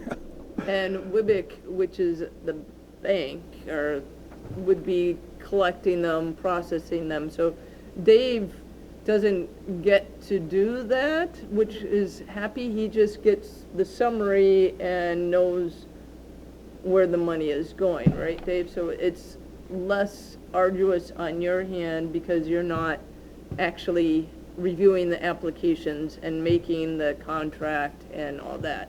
Okay. That we contract with somebody else. Correct. just like with any other state or federal grant, we have to document, that the money is paid out. So assuming we do the revolving loan fund, we pay, I'm just going to throw out a dollar amount, $125,000 to Wybick, and then when they give me a copy of the signed agreement for the 6 agencies that they've loaned money to, that's enough documentation for me. Okay. Just trying to look out for you, Dave. Yep, yep. So that's why, Greg, to your point, that's why we look to the community foundation Yep. and the revolving loan where we have Wybick, so we don't become a granting agency and we're not having our staff time in that position of making those decisions Yep. on each application. And I think you can see from my questioning that my mind is along the same route. I mean, I see that, and I was very concerned about that. Yep, that's why the mayor had that brainstorm to do the community foundation, and we all agree that we don't want to be a granting agency Yep. because of all the legalities and all the nitpicky things, that the checks and balances, and Yep. it's a lot of extra work and budgets. And so with that said, okay, so the common themes are revolving loan, community foundation, green initiatives, land acquisition or property acquisition, communications, and department needs. And so far within the department, we have the community signs out front, which are 65,000 and potentially offsetting. The price went up. So that's why it says 65 and 25. So it's 90 now. Oh, So okay. it was 65 2 years ago. Right. That's how much the price has gone up since we first started talking about it. Was 90,000, that's for It's three 90 for 3 signs. three signs. Yeah, So that would be like 151 on each side and then 138? something like that, yeah. Brett has some potential locations. We would even consider putting one, down by the Opera House, the big billboard. That lease comes up in 2025. So when that comes down there, we could potentially even put the third one up there if there was a desire to. But definitely on each side of town, we'd want to strategically place them. So we could get by with just 2 if we needed We to. could, and we could always just budget for the third one, whatever you want to do. Okay. I think we just need to know whether or not it should stay on the list or we should move on. All right. I'm just trying to figure out how to, okay, does anybody else have any other departmental ideas that they want to put on there besides the community signs and the Opera House? I have a question about the community signs. And I know we saw something that was kind of more specific about what they are and how they work. It's in your packet, right? Okay, is that in the Not packet? in this one, it was in the last committee of the whole. Okay. If I can interrupt real quick, Brett asked me to text him if you guys start talking about this topic. I've done that, so he may be calling in, if his schedule allows it, to answer questions. Okay. I'm just wondering if those would be a venue that would be sufficient or appropriate for putting up, here's how to, I You don't have to be know. very quick as They you would drive have to be by. very quick, that's the thing. I'm just like, yeah, okay. And that answers the question. Well, if they're walking, it's one thing. Yeah. If they're driving, do we want them to be I love that texting idea. into that? Yeah. What was that, Joyce? I think it's a great idea. I think you could put affordable connectivity program, see the library or senior center or whatever. So I think it could be pretty brief. Okay, yeah, I you think just that wouldn't would want to be put the terrific. website up there. That's what he was thinking. No, no, you do not. That's what I was saying. But something very Especially formal. about connectivity, because they probably. Kind of don't a have a website. distilled website, I Or think. go on, see the city website, Yep, or something, yep. No, that would be Sure. fantastic. Sure. Yep. if that would be something, because then I'd be like, yeah, because since the price went up, I'm like, oof. But, if that would be a Yeah, multi-useful yeah. way to, And it would reach so many people. multi-messaging system to. Yep. only Way to get think. You people just- that are driving or walking or If you rode your bike, it would be a lot easier. has to. I just want to just envision like all these cars like smashed like underneath that thing because they're all like texting. Brett indicated he's driving home right now, and he'll be back in about 10 minutes. Okay. Okay, so well, we can go back to that, but I just want to see if there was any other department needs that kind of jumped out at you that you wanted on the list. And then I have another question about the mayor's economic development, potential fire EMS home purchase. Any idea? I mean, but, So- talking half of the price of a house, a quarter of the price of a house? So, a couple of years ago, we had a budget request we had two of them, to hire architects, one for the PD and one for the fire station. The fire station was designed to put on another floor, but it'll be well over $1 million to do that, plus the engineering to do it.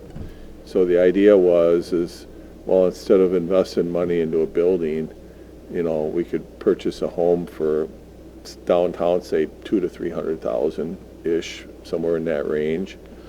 And then we could potentially have interns with sleeping quarters there instead of the fire station. And it would want to be, or EMS, be strategically located, so if there was a call, they could walk across the street or whatever and jump in a truck and go.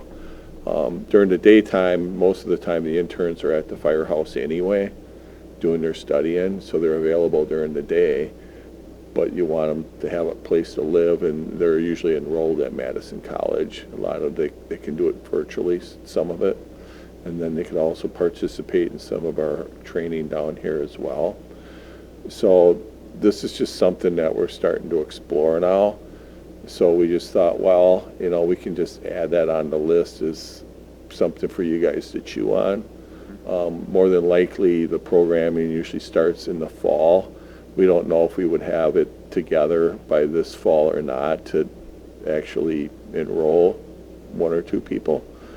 Certainly EMS has expressed interest, and it may be, instead of doing that, we may upgrade and try to expand living quarters for EMS at the EMS/Stoughton Utilities building, but we don't know if there's space to do that or what that might look like.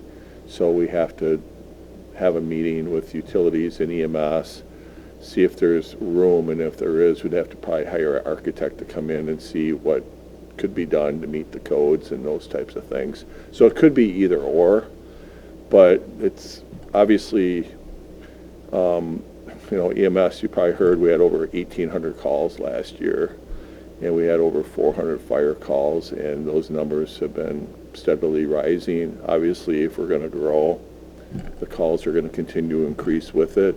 So we have to have more flexibility because we know that volunteerism is down anyway. So we have to figure out ways to accommodate people. Otherwise, we're going to end up hiring people, and we may end up doing that as well. We'll see what happens at the state level with the budget. There are some things in there for shared revenue that are earmarked for emergency management. We just don't know the devil in the details yet and whether or not they can come to an agreement. But ideally, especially for EMS, we'd like to have people, if not in the building, close enough where they're not driving 3 or 4 minutes from home to get there, jump in an ambulance, because it increases their response times. Obviously, the quicker we get there, the better chance we have of being able to provide service as they need it and not later than we need it. So those are all things that we're kind of talking about internally. So we'd like to at least let you guys know that we're thinking about that. And if it's not ARPA money, then again, it may be CIP money later. But we want to at least get it on your radar.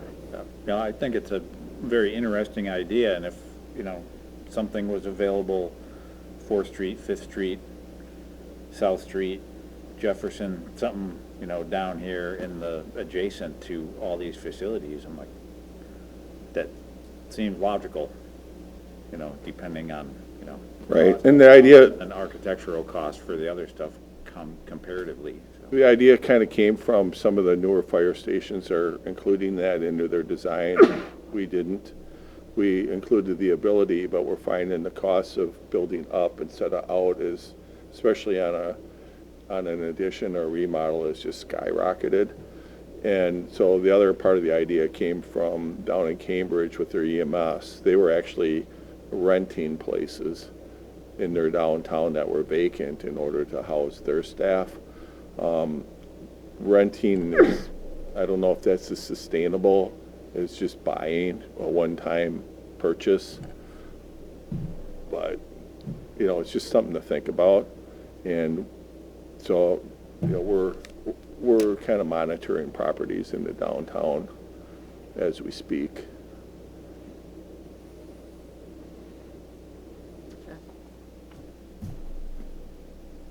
Does anybody else have any questions?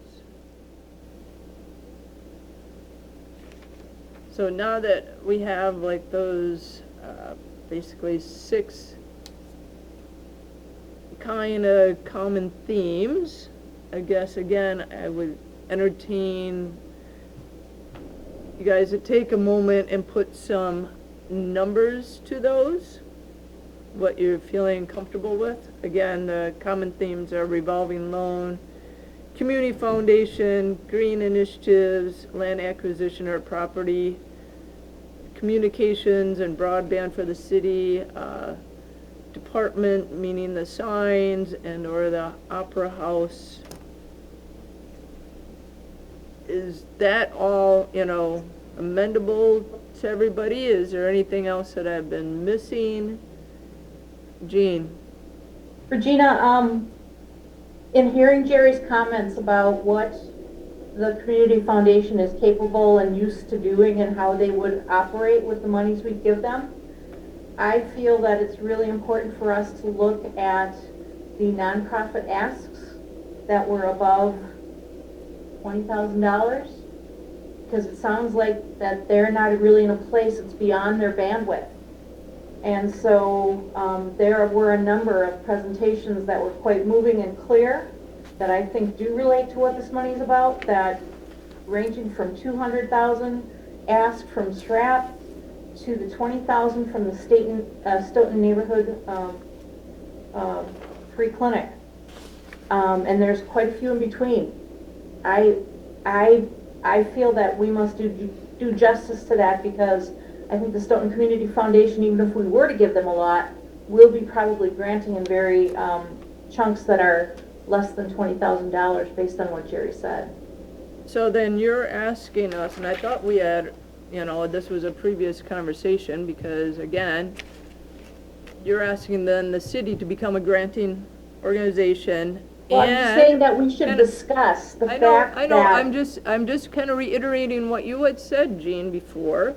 Yep. That you didn't think that we had a broad enough reach to all the nonprofits in the city and potential other people, that groups that may not have a nonprofit status, to get the money and give a presentation. So now, instead of opening it up and trying to be more inclusive, you're now contracting that and saying, no, now let's go back to what was presented and give money to those folks, as opposed to trying to be more inclusive.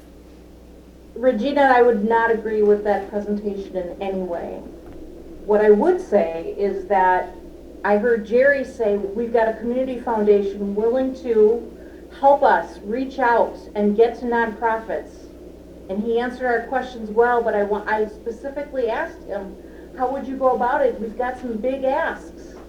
And he says that's beyond.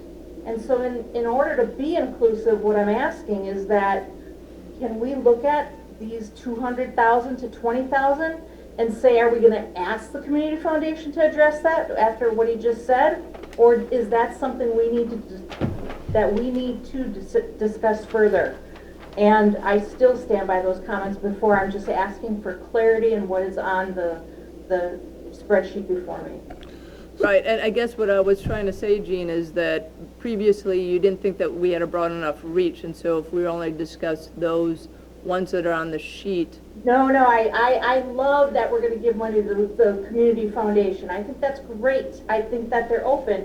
But when he just told me that they don't have the ability, there were people who did come before us, who did know, who have asks that, without all the criteria, but knowing that they thought this money would be applicable for them.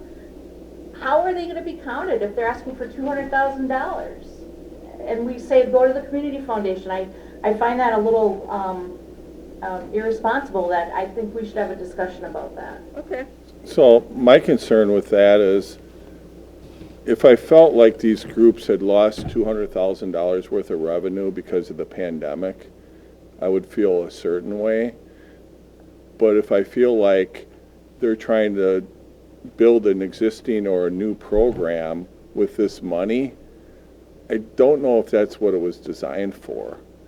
You know, so my feeling is for the nonprofits, I want to help the ones that we can that really felt the impact. What I see here on these large requests, they're trying to expand their programming or do a startup. I don't know if that's the spirit of the money.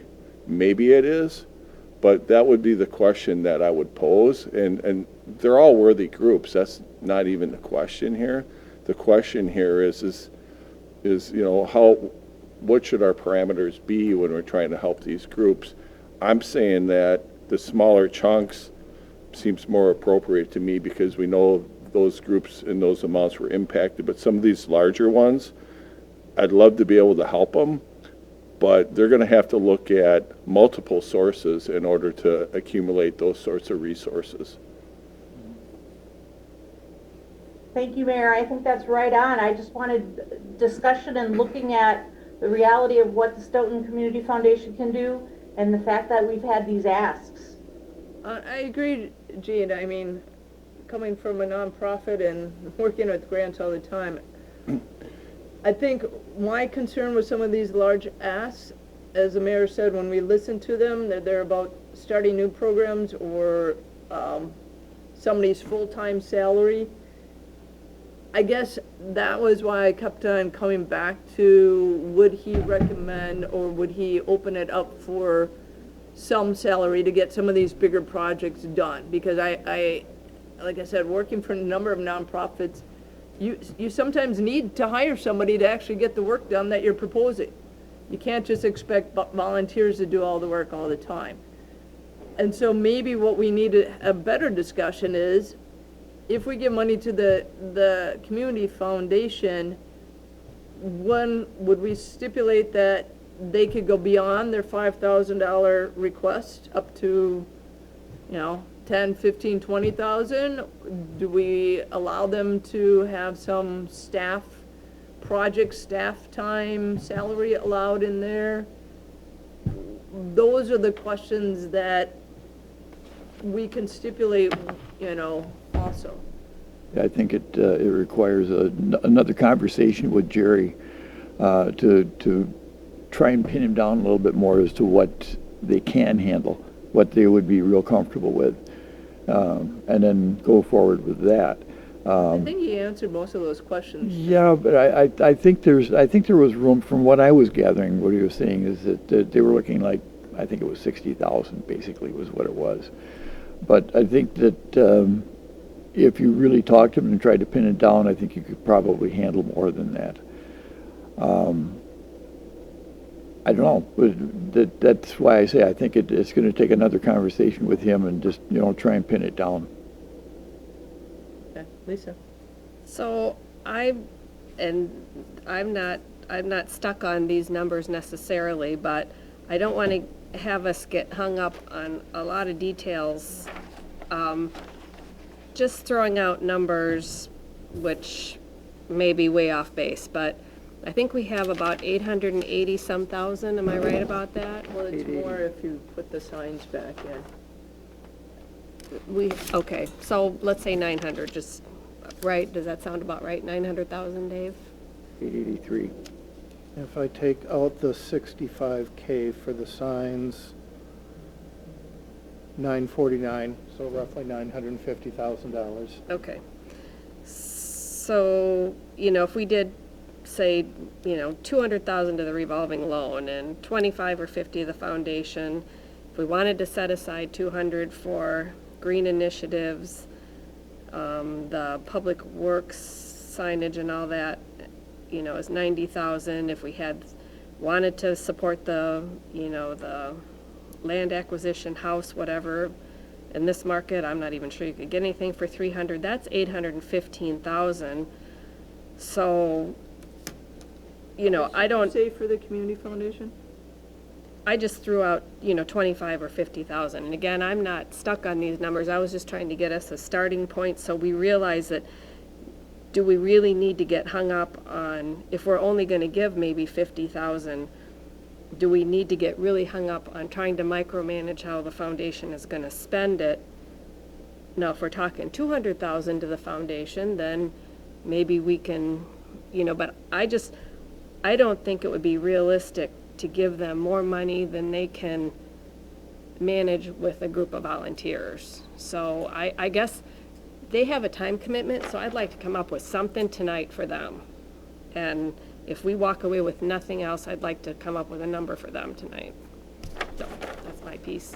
Yep. And those Greg. numbers are sort of, They might be totally off. I have a comment on that. sure. Go for it. Joyce, go. Joyce, we can't hear you. Okay, yeah, I've been a little bit facetious about this, about the Solomon solution, and I've never been specific because I assumed people understood what I meant. But really, what I meant was an equal amount of people who applied for whatever we consider a maximum total amount that would be reasonable. So it sounds like if 5,000 is appropriate, unless somebody had something very low, then we could take our list of people and just start with 5,000, get some sense on how we're working with the community fund. So I don't know if that's practical. That's kind of. Joyce, you were cutting in and out. We could only hear every other word that you had. Maybe you can call in Joyce to do the speaking part.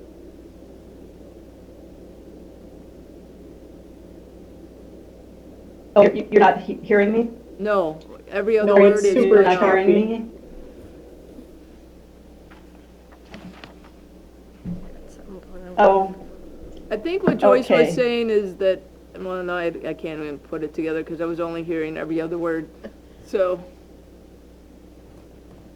Well, I think, from what I gathered from what Jerry said, is that they only do smaller amounts because that's all that they've had funding for previously. And if they had more money, they can handle working with more money. And they just don't know at this point, like I was asking, and the mayor was asking, how many requests are you gonna get? Can we fund more later? That's why I was just like, I'm willing to say, well, let's give them up to like $100,000. And if it sits there, if they distribute it all this year, at least then they know what they're dealing with. And if they don't distribute it all this year, they still have some for next year, which I'll bet they'll be able to deal with. And, once word gets out, I'll bet they'll be like, oh, yeah, we could easily roll with $100,000. Yeah. giving it out, you know, whether they're gonna give it out 5,000, did we lose 2,000, everybody? 10,000. We lost everybody. Did we lose everybody? Yep. No, there they are. I can hear you. Okay. Yep. Okay, you went blank on our screen Yeah. again, Oh, okay. and on my screen. Why is mine So keep on that's- dying? You know, Yeah. just I- to give them something, because There's I two. agree to get Did it the, early. Yeah. get the ball rolling on that particular piece of this puzzle, since they do have a time situation. Yeah. I'd be comfortable with doing that. Yeah, I agree with Phil. I was thinking 50,000 a year, but 100,000 all at once, that's fine too. I mean, because Yeah. then they can split it up 50 each year. But that's the number I was thinking of as well. I guess both Brett and I had on ours, like, because Brett's thing, and I can share that with everybody. I had $200,000, 100,000 each year. That would work for And me so- too, but. And then have it that they can do a larger, up to like $15,000 grant award. I wouldn't even limit them. Huh? I wouldn't even limit I them. think they're looking for some guidelines. It's easier if they have guidelines from us that, if, otherwise they're gonna go Guidelines. back to the $5,000. Yeah. Unless we stipulate that we encourage them to, you know, that they can go up to X amount of money. If that's the case, then I would support just giving the neighborhood free health clinic, because their ask was 20,000 on one of their, and I would be like, yeah, let's give the neighborhood free health clinic 20,000 bucks. So have that as a pass-through. Yep. So this year have Get their- $80,000 go to Community Foundation with a Nope, pass-through nope, to. separate. Just give, we give the neighborhood free health clinic 20,000 bucks of the ARPA money from the council. Jean has her Less. hand up. Regina, I just wanted to say, President Hirsch, I loved what you just said. We have not been connecting, and I think you just got it right about what I was seeking. And so I love the idea of $100,000 each year to the nonprofits. That is sizable, that is notable. I just wanted to say, Phil, you started the idea that the $20,000 for the neighborhood free clinic, but along those same lines, and response to COVID and the disadvantaged, START hasn't asked for $50,000. That I really feel we should look at that one specially. Do we want to give them 25 off the front and let them then seek the monies? But I really do feel that START is totally in keeping with this response as well. Oh. I can also interrupt. Brett is now called in. Okay, well, I think my signage question was answered about appropriate use of the Stoughton welcome signs, if that's. Go ahead, Brett. Brett's on the Hey, line, guys. so we're, anybody questions, we're gonna backtrack back to the signs, just because Brett is on the line right now. So if anybody has questions about public works signage, right now there's 3 signs proposed for about $90,000. Do you have any questions for Brett? I think, Brett, we heard, is 2 signs a possibility instead of 3? Does that help? And then what can the signs do? Yep, so these would be digital signs, so we could put, originally in 2021, we gave a presentation as part of obviously the ARPA funds in response to COVID, that we could use these signs for public health messaging. If there was, a clinic somewhere that gave shots or care, we could display that on the signs. Obviously, we could use those outside of a pandemic for public messaging. So there's a couple different things that we could do. In 2025 at the Opera House, that large billboard, that lease is up from what I understand. That could be a centralized place, so we put a digital sign. Then we could put static signs on the outskirts of town. They're a little bit less costly. So there's a couple different options that we can consider, or price points. But the digital component is very expensive. So roughly 30,000 per sign for a digital sign. So that's the three. That's where we get the $90,000 total. So is there like a number of characters you get or something? Because the idea is what would you put on there that could be a message but wouldn't be a distraction for drivers? Yep, and there's some DOT rules that we'd have to follow. Obviously, we don't want to distract drivers. You guys have seen our signboards that we put out. There's a certain amount of characters that we can only fit on there. Also sizing appropriately for the speeds. We're looking at on 51, either by the 51 West subdivision or out towards B as one location, and then 138 and 51 as another location, and then out towards on East Main towards Venable. There's actually a sign there that we'd like to look at replacing that would capture the westbound traffic on 51. So yeah, they'd be sized appropriately for the speed. So 25 on the east side, 35 coming into the town from the north side, then 138. It'd be 55 coming in, but at the roundabout it slows down. I've got a quick question about, and I remember the presentation, but I don't know if this was part. Is there a community in our area that has something similar to these signs already operating? Yeah, off the top of my head, I forget where. There's plenty of examples out there that we had looked at for these types of signs. I believe it's in the presentation. I had some examples, but I can also shoot that out to the group tomorrow. Is it like the school districts or the church signs that we have in town? Yeah, it's not huge and obtrusive, the digital component, but it's definitely large enough that you can read it. So the font size would be appropriate for the speed. Again, we're not trying to have them read a paragraph. It'd be much like our signboards, where it'd be flash a message up on the board, get our point across, and let people go on their way without distracting them.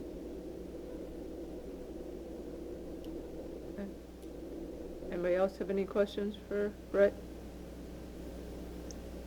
And again, the other option is to put static signs, but have a nice welcome sign at the entrance to the city in the 3 different locations, and then have a messaging board down towards the Opera House parking lot.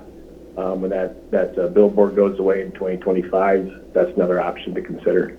Yeah, Brett, what the discussion was before you got on was there was a number of like initiatives that we're trying to get out to the community, like, for energy housing assistance, go to the library for information, or something that's a little bit shorter text, or Yep. need help with taxes, go to senior center, something like that. Yep. That could be flashed up, that gives Yep. people direction on what resources are available in the city. Yes. Yep. That's exactly how it could be used. Correct. Okay. I have a concern about placing one downtown simply because of the historic district and making it fit into downtown, since we just had a business downtown that was asking you to put something on the front of their business to advertise their space that they wanted to put on the face of their building, which at planning we said was not appropriate.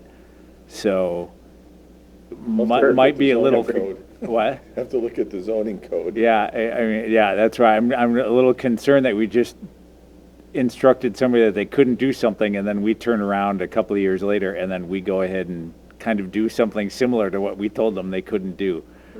So is that Yeah, the point do taken. as I say, not as I do? Yeah, sort of scenario that we I got? don't want to be that. Good point. Understood. Any other questions for Brett? Seeing none, thanks Brett for calling in. Yep. No problem, guys. Have a good night. Thanks, Brett. Yep, bye. All right, so back to the community foundation. We had like a proposal of like 100K per year plus a 45,000K 22, the free health clinic and 25 to start just one-off because they really took the brunt of COVID during that time and they're trying to rebuild, their capacity.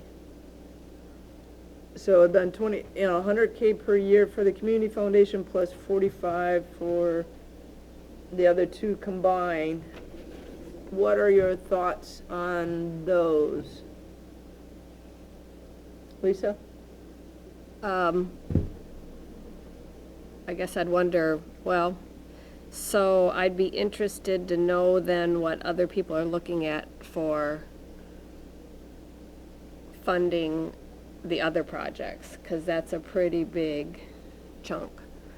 So and I'm sorry, I did step out, so I might have missed something, because I was thinking for this year, if we want to kind of go with 100,000, and then 20,000 for the free clinic, health clinic, but I was thinking there was another program somebody was involved It was in. a free health clinic and then START were the two ones that people had proposed.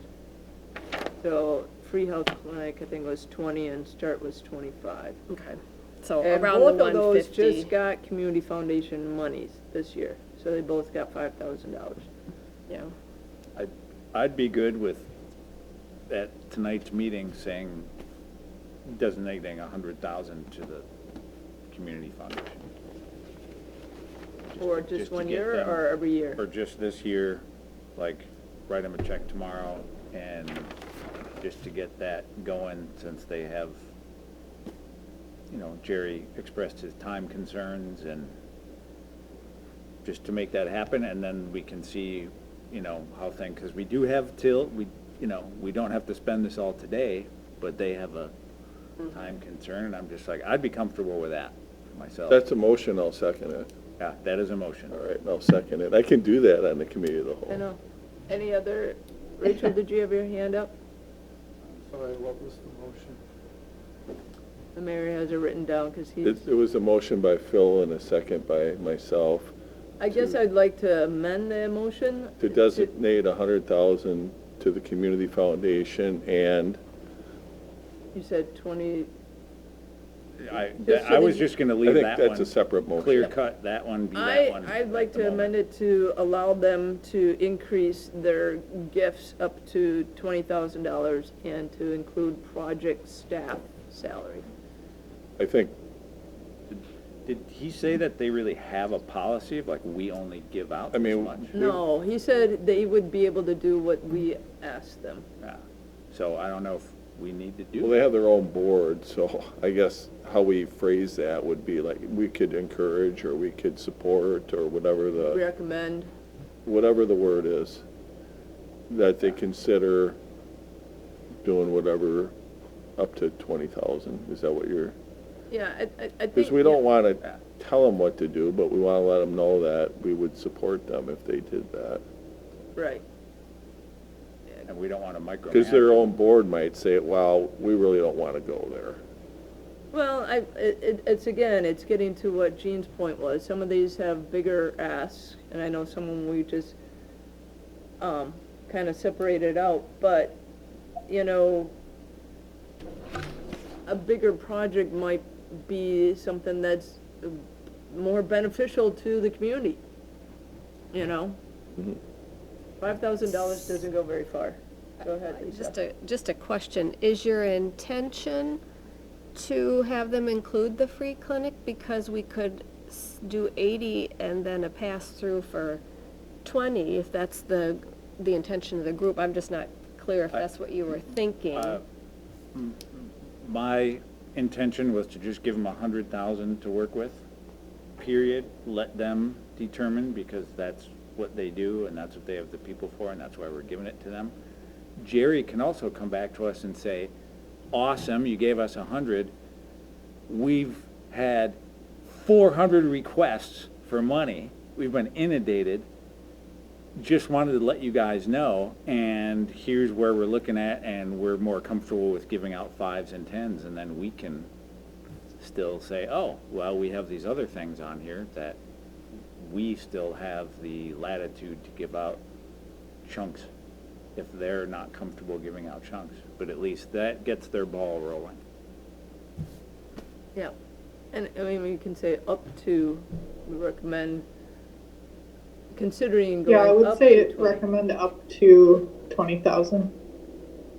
Yeah, because like you said, they might put in a proposal for 20 and they got all these proposals and they can go back to the one that asked for 20 and said, hey, we want to give more money out to the different communities, we're going to give you 10 and instead. They might not fund the whole thing. That's up to their board. Yeah, because they really have their fingers on the pulse of other, of the greatest need probably, and other matching funds that they might be eligible for and that sort of thing. So My I'm good with question that. is, along with that, because we're asking them to do bigger outreach, and Mayor, do they do their outreach via email or postcards or? Well, I know they use their website, but I think what we were suggesting is that we do a mailing. I don't know if they would normally do that or not. So maybe $105,000 one to cover the cost of the mailing? Or maybe it's not even gonna be like $500? To mail it, it won't be that much. It'll be doing a mail merge and printing and stuffing and stamping for 200, so it'll probably be a couple $100. Okay. Well, they can That could just make be that, Absorb that out of in that. there. they Yeah, can they could- include that, okay. I think one of the ways that they also do social media, they've got a Facebook where they post a lot of stuff. Yeah. Regina, did you finish your amendment? Oh, yeah, sort of. My amendment is to recommend that they consider going up to $20,000 for their proposals and consider including project staff time. Second.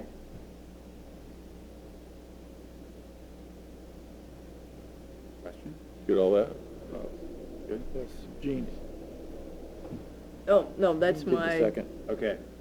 So Jean I'd like to seconded. offer an amendment, and I'm pushing the envelope. I really am. I would like to offer an amendment of I asking don't the think we Stoughton can- Community Foundation to I do a think we have to vote on- $20,000 pass-through. I don't think we vote can on do the an first amendment on amendment an first, right? amendment to a motion. Right. Yeah, I yeah, think we we have to vote on the First First Amendment Amendment. first. Gene. Oh, I'm sorry. Okay. So we got amendment and a second. Regina, in my second, would you be open to adding pass-through for $20,000 for the Stoughton Neighborhood Community Clinic and $25,000 for START? I think we were talking here in the room, I don't think you caught it, that we were gonna do that, vote on that separately as a Separately, yep. separate amount. Thank you. I just wanted to make sure that Yeah, was not because the lost, and original I'm sorry. motion was just, Phil wanted to get money to the community foundation, and then there was talk about using that 45K, 20 for free health and 25 for START as a direct, Thank you. gift or whatever. So the motion is to give $100,000 to the community foundation this year with the amendment of increase, suggesting that they increase their dollar proposal, request for proposals up to 20,000 K, and that they allow project staff on their, in their budgets. Second by Rachel. All in favor of this, say aye. We have to vote Aye. on the Aye. amendment. Right, Then- right. This is just the vote on the amendment. Thank you. So all in favor of the amendment of adding the Aye. stipulations? Aye. Okay. Aye. Aye. Aye. Any opposed? No, it's not a stipulation, really. It's a, right? It's not a stipulation that they have to It's do a it. recommendation. That they have our blessing, whatever. Yeah. Yep. Any opposed? Motion carries. Now we vote on the original proposal of the 100,000 With the amendment. with the amendments. And then was she gonna add another amendment, or is that gonna be No, one that separate was, she vote? wanted to do the 20, was it Did you 20, wanna- no, 50,000 for start. I think, yeah. Or you could No, just let's vote just on vote. this and just make another main Yes, motion? that's what we Yeah, want, I think yeah. that's what we were gonna do. We're gonna vote on this and then make another motion that Jean will gladly do. So let's vote on the main proposal of, As amended. as amended. Thank you. I'm looking at all these faces and they're blinking on and off. It's very confusing. Welcome to my world. As amended, all in favor say aye. Aye. Aye. Aye. Any opposed? Motion carries. So $100,000 now to Community Foundation for 2023. This is a recommendation to council, right? So we can't do Yeah. anything until it's, It's a recommendation to council. We recommend to ourselves. Well, and I'm going to then ask this question. Do you want this on Tuesday night or a subsequent meeting? I think this one is time sensitive because Yeah, the Community you're right. Foundation needs to act quickly. So it would be amended to All our, right, we're gonna have 29 agenda I items was Tuesday gonna say, we night. got nothing else on next Tuesday. Might as well. We're up, should we see if we can hit 30, I don't know if Candy has sent out the packet? the Well- packet I yet. don't think she did. Right, it's Thursday. I've got to amend finance then, You're gonna put it on finance and council? because it's got to be a budget amendment, because there's nothing budgeted, and finance is responsible for budget amendments. All right, that's fine. We're here, we're okay with it, right, Lisa? yeah, Brett's not here to complain, so, yeah, I don't think she sent it out. I don't see it here anyway. no. She was still working on it at 4 o'clock this afternoon. If you catch her in the morning, you'll be fine. All right. Just shoot her a note and tell her you got another item to add. All right, so this will be on council on Tuesday night. Okay. Jean, did you have another motion that you would like to? Yes, I would like to send $20,000, recommend that 20,000 of ARPA funds be allotted to the Stoughton Neighborhood Clinic as well, free clinic, as well as 25,000, though they did ask 50, 25,000 to start.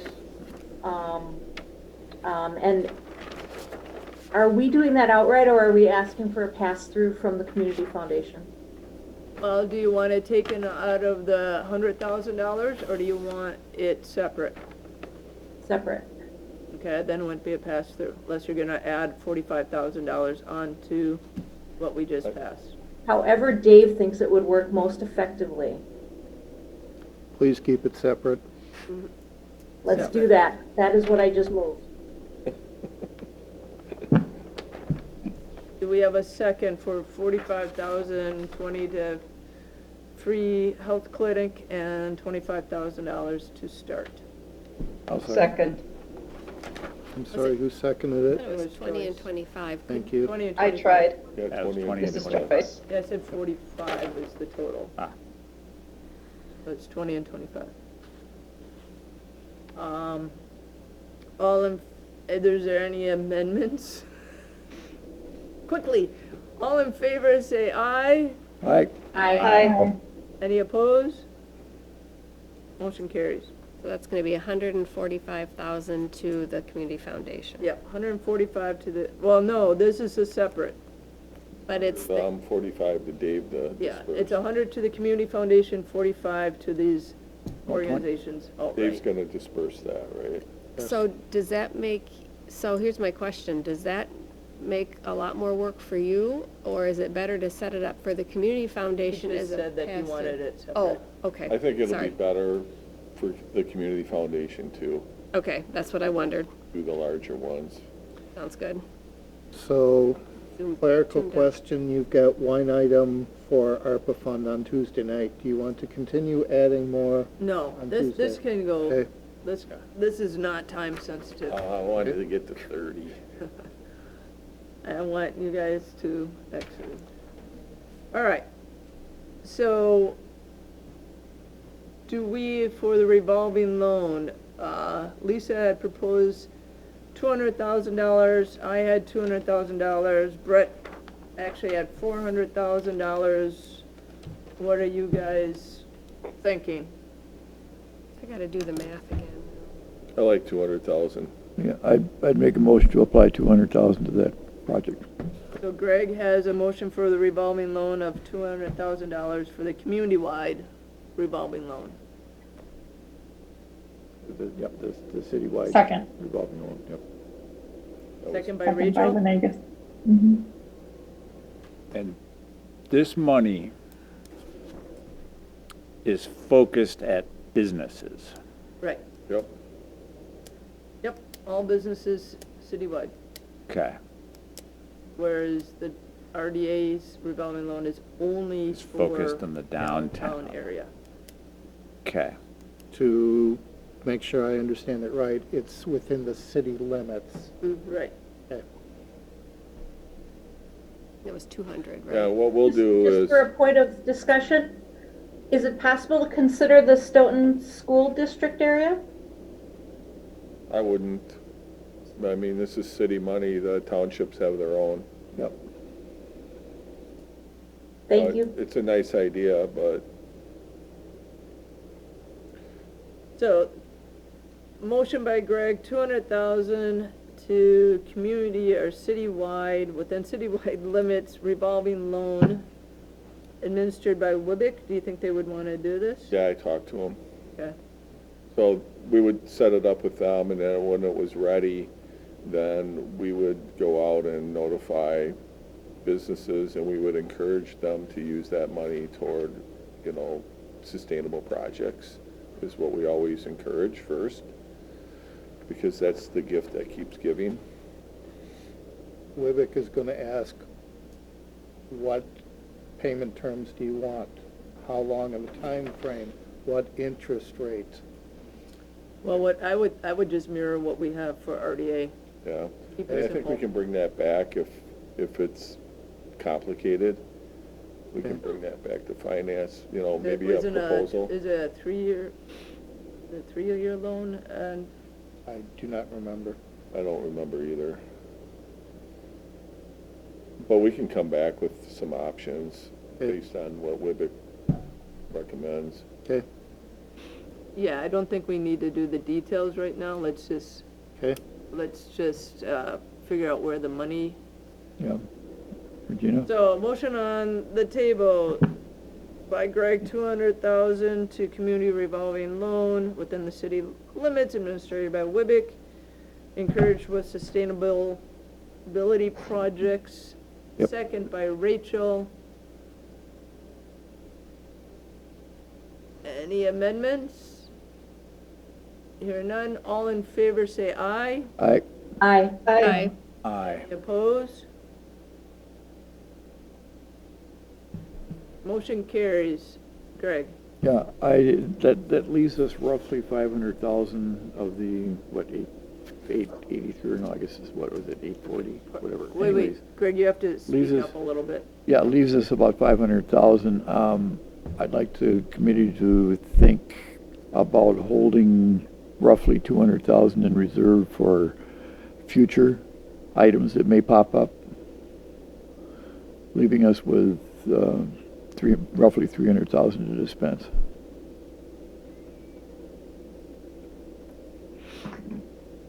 I started with the 949 figure. Is that still current? Yes. That's still current, yes, so. Me too, okay. By my math, we got about 600,000 then? Yeah, I- 600,000, okay. So, and we need a, Being dangerous or doing math in my head.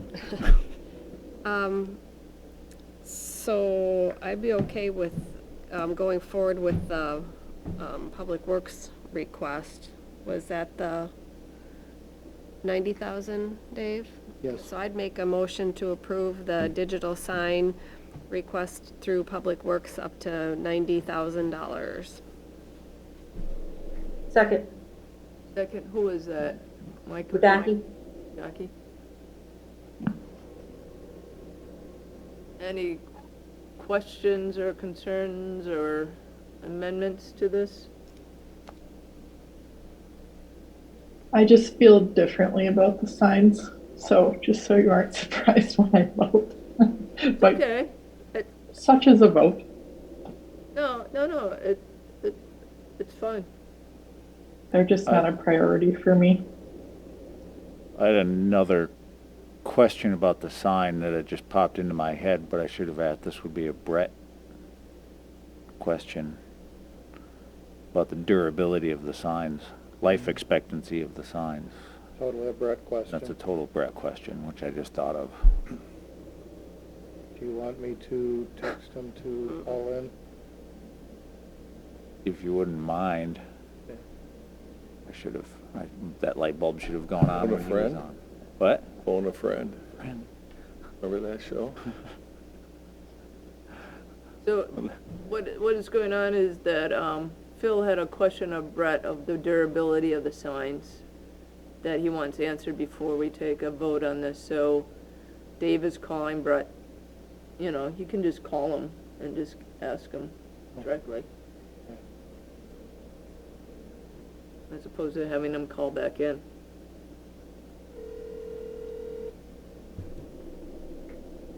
We've spent $435 if this is approved. Is that Yeah, what I'm we've got? trying to do the math. Hi, Brett, Dave Ellinger. I've got you on speakerphone. The question was raised about the durability of the signs. And life expectancy. And life expectancy. That's, Yeah, I know they're made for exterior use. As far as a year goes, I can get you, some numbers on that. I don't want to give you a bad number, but they are made for exterior use. And again, tomorrow I can send out an email to the group about some examples of signs elsewhere, and then also the typical life expectancy of the digital component and the other components of the sign. Brett, they're actually got a motion on the floor to give you the money. If you had to take a guess right now, what would it be? Do we have a motion? Yeah. 100 years. No. The digital component, judging from our signboards, we've had those since, I think, 2014. Those are still going strong. So that's, almost 10 years. So I'd say, 15 to 20 years, I think would be a good number for the digital component. Of course, those things can wear out. The LEDs can wear out. Those can be replaced. But the sign itself would be, in place for many years to come. So, Brett, I'm thinking I may actually withdraw my motion, at least for now, and then if you have some examples that you could send us again, it sounds like maybe you did, but what these would look like, Yeah. that would be great. And so maybe I'll withdraw my motion, and so everyone feels comfortable with the information once you've had a chance to share it. Yeah, I can give that tomorrow. And I got kind of a rendering. And again, this is just it's an example of what we could do. When it comes to the final design, we can take that through Public Works into council for final approval on the design. Sounds good. Thank you. Okay. Yep, no problem. Thank you. Yep, have a good night. You Bye. too. So a motion has been withdrawn for the signs right now. Is there, What do you have left on your list? well, green initiatives, land acquisition or property, communications broadband, and Opera House. So I'm gonna get some information from the Opera House, so I wouldn't act on that one. Anything else you want us to get for you? I assume we're gonna have at least one more meeting anyway, so we can get you Brett's information. Yeah, just that I mean, I would tend to agree with Greg that I don't feel compelled to to spend everything right now. So I would just ask, it seems like there's a consensus that green initiatives are important, so I would just hope that the Sustainability Committee might have that conversation and suggest some things that are tangible for us to consider, because I think that would be helpful. I think it would be helpful probably to them. I'll let Rachel speak to it, but maybe more specific, are you talking about solar panels? Are you talking about educational series? I mean, I would tend to, yeah, I would like you to suggest some priorities, but, I'm not even sure I know if I had anything in particular in mind, but something, Rachel and Ben have been at the meetings. right, yes. Yeah, by the end of summer, early fall, we'll have our plan put together, and we can put numbers to the highest priorities and kind of what we've all gathered from the community dialogue event and our survey. So we'll have a really good idea later this year for really specific things, and we can line numbers up to those. We just don't have that right now. I guess, thinking about that, and I guess I would love to have can you have a motion placeholder dedicated to green initiatives? I mean, is that doable? Or can we set it aside now and then just note, reserve an amount? That's what I'm asking. I'm asking if that's doable. You can do anything you want at this point. We've got 20 months to appropriate everything. So if you earmarked whatever you figured, $20,000 for this, you could revisit it on any meeting you want, as long as 20 months from now we have the answers. Right. I guess I would like to earmark $100,000 to green initiatives, to whether it's education, whether it's offsetting some solar panels for the city, HVAC system, something. Are you talking for city facilities, or are you talking for citywide? Well, it's whatever the green initiative that the sustainability comes up with. I just want it not to be forgotten, and I want a big chunk of money set aside Okay. for them. Whether, if they don't use it, that's fine, it goes back in the kitty and we can give it to the community foundation. But I just want us to take it seriously and put it out there that we're reserving this amount of money for sustainability initiatives. If that was a motion, I'll second. Did you have a dollar amount? I said 100,000. I'll amend Oh, to 250,000. 250,000? Raise the ante. I'll see your 250 and, Is that a second on the 250? no. Was there a second on the 250? I'm not sure if I see the necessity to. I don't hear a second. It goes back to. Second. Oh, Goes. there's Ben. Oh! You got a This is nudge getting from good. Rachel. Okay, so amend it to 250 for sustainability initiatives. Is that an earmark for 250, or is that funds that are going to be set It's an aside? earmark. It's so, depending on what they come out. So So if this we- is a motion on the amendment of 250. So I'll comment on this. Okay, I think that, this isn't a commitment to spend that 250. In part, it's doing the same thing that Greg was suggesting and sitting on some of it. And if we on the Sustainability Committee don't come up with, 250,000 of good ideas in the council's eyes, that's something that we can work out later. yep, that's why I initiated the motion, just to try to get it earmarked. Lisa? Yeah. So, yeah, and it sounds like we're all on the same page, but it sounds like it's basically, we're gonna leave it sitting in the savings account so that it doesn't get spent on the Beanie Babies and jelly beans or whatever. And then reevaluate and review based on your suggestions in September, fall, whatever. Does that sound, do I have that right? Okay, Yep. sounds good. All right. So we have a motion. I'll say this, looking at the competing things still on the list.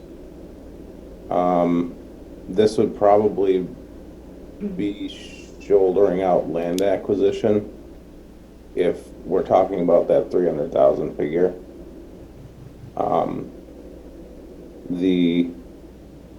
I do think that is a worthy cause and a good idea. I do also severely doubt that we'll find a property that will adequately reduce response times that well for EMS or fire department, just with the quantity of housing that's actually in that area. That's all right. Let's just, Yeah, it's a consideration. it is. And maybe we just give it seed money too from ARPA funds. I just- So Greg, Yeah, just for clarification then, with this 250 earmark, how easy is that going to be for this committee to access should we find something that is of immediate need? that what? Should we find something that's of immediate need, how easily will that be accessible? We just have a meeting and then we create a recommendation to council? Yeah, yes, just, I think it's pretty easy, right, Dave? It's just that you're, should yeah. be. It's yeah, a recommendation. Yeah. Assuming that you're in favor of this recommendation to finance to amend the budget, who then recommends to council. Right. Yeah. I think it's pretty easy. I just don't want to tie it up real tight, you know, I don't, It's not tied up, stuck away, or hidden. Dave has it all open and easily accessible. He's just gotta go through Rachel and Ben though, right? That's okay. right. So, right now, we have a motion and an amendment. Let's vote on the amendment to 250,000 to earmark to sustainability initiatives. All in favor, say aye. Aye. Aye. Oppose, say nay. Just a little too high for an earmark. Okay, so, I plan to approve 100,000. okay, Yeah, I'm of the same mind, I okay. think. So I like that you're thinking big. 6-2? 6-2 right now, so that, I count two, Phil, am I understanding correctly that Phil you and voted Jean. against I it? voted against. be 7-2. 7-2, thank you. that motion does carry. Go back to the original motion, which does it, that supersedes it, so, Yep, we're good, I think. yep. It's always awkward. I know, it's like, can't go back to the original Usually motion. you go the other way, right? I know. All right, so from our common themes, we've dealt with the revolving loan, the community foundation, green initiatives. What is left is land or property. Point of order, you voted on the amendment up to 250. Yeah, but we just discussed, but because you're going back to the original motion is As to vote amended. on $100,000, which doesn't make sense. Thank you. Yeah, I mean, Yeah, that's why the mayor and I were going, that's Chip. not gonna work. Okay, I I don't know, follow. I'll have to look at Robert's rules on No, that. you have to- Because, you still because have if to- it wouldn't have passed, Right, if it went to pass, you're right, I Then follow went the back. logic. Yep, Yep. okay. I still think you have to Technically, vote I on don't the know, I'd have to look it amendment. up. vote on the motion. That as one amended. I don't know off the top of my head. okay, just for Put it this, picks and whistles or whatever that is, Put an exclamation point on it. We can just do let's vote on the motion as amended. as amended. Yeah, it's possible that they could change their votes. That's right. All in favor, say aye. Aye. Aye. Any opposed? No. 2 noes, 7-2. They didn't change their votes. All right. Thank you. I didn't not like the idea, I'm just, Well, and Just I not love ready. the idea. I'm not ready. It's all good. I'm not ready. It's all good. it's all Regina? good. We don't know what it is yet. Yeah. Jean, Thank you. And in that flavor and in that spirit, DEI had, in transition, and we had some concrete ideas and requests that I would not be surprised will come our way again with this project manager. I am asking for a small earmark of DEI for $50,000. And it will be for things like when there are community forums, helping get people who are disadvantaged to the meetings, as well as what we're going to discover. I'm just asking for a small earmark, only of $50,000 to protect DEI in our timing, to help us get to a good plan and help expand that initiative.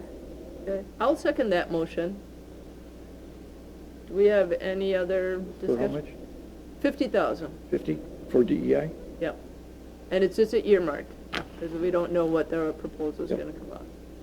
Just a question. Did you have a time frame on that? So I know we had one kind of set up for sustainability to reevaluate. Did you have a time frame that you? I would defer to the mayor, but with ABBA coming on in May, I would ask that perhaps by the end of the year, we would have a pretty clear idea if we're gonna be able to spend some of this money, given that, where we're at. Yeah, So I by think- the end of the year, December 2023? yeah, we can revisit it and let you know where we're at. The plan probably won't be done till next year, but we might identify some things along the way that we need in order to complete the plan. All right, so we have a motion on the floor and a second. Any other further discussions? All in favor say aye. Aye. Aye. Aye. Aye. Any opposed? Motion carries. So now we are at 304 left by my count. Sounds about right. It's about Yep. where you wanted to I don't be. think I don't think there's any money left. I guess, I mean, with Joyce's small proposal of, what, $1,100? I guess I would bump that up to $2,000, even for the tablets for the senior center to revolving. Second that. I would like to get that funded so people can, is that what your request was about 1,100, Joyce? Yes, it was 1,100. If we gave you 2,000, would that be okay? That's tremendous, because that would, I was concerned that I'm seeing the program catch on, so I'm sure that it won't be too long before we need more. Okay, so my motion is 2,000. Thank you. To the senior center for tablets for revolving IT loans? I'll second. And Greg seconds.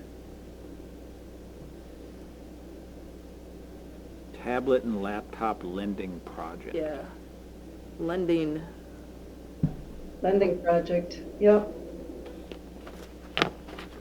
Thank you for considering that. So my question was gonna be to Dave on this one is, do you have a preference if it comes out of here or out of the general fund? Does it matter to you?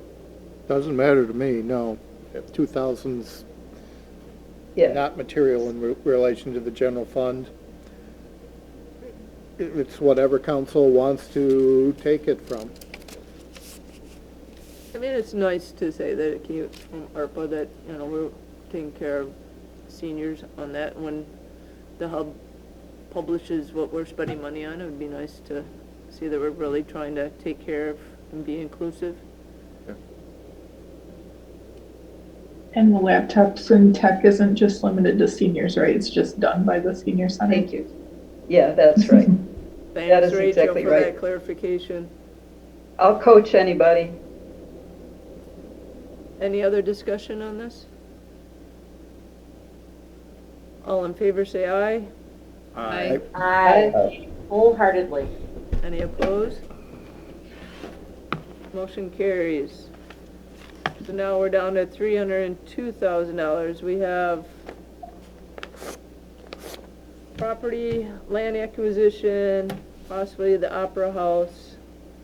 You were gonna get the Opera House quote. I'll get the Opera House, and then the land acquisition, I think we should probably just have a separate conversation on that when we are at a point where we think we want to make a move. So then we'll just keep $300,000 to figure out what we Yeah. want. We've got time. We got Yeah. time. Let's just leave it. Unless anybody else has a burning proposal that they want out tonight. No burning proposal, but just want to ask about broadband.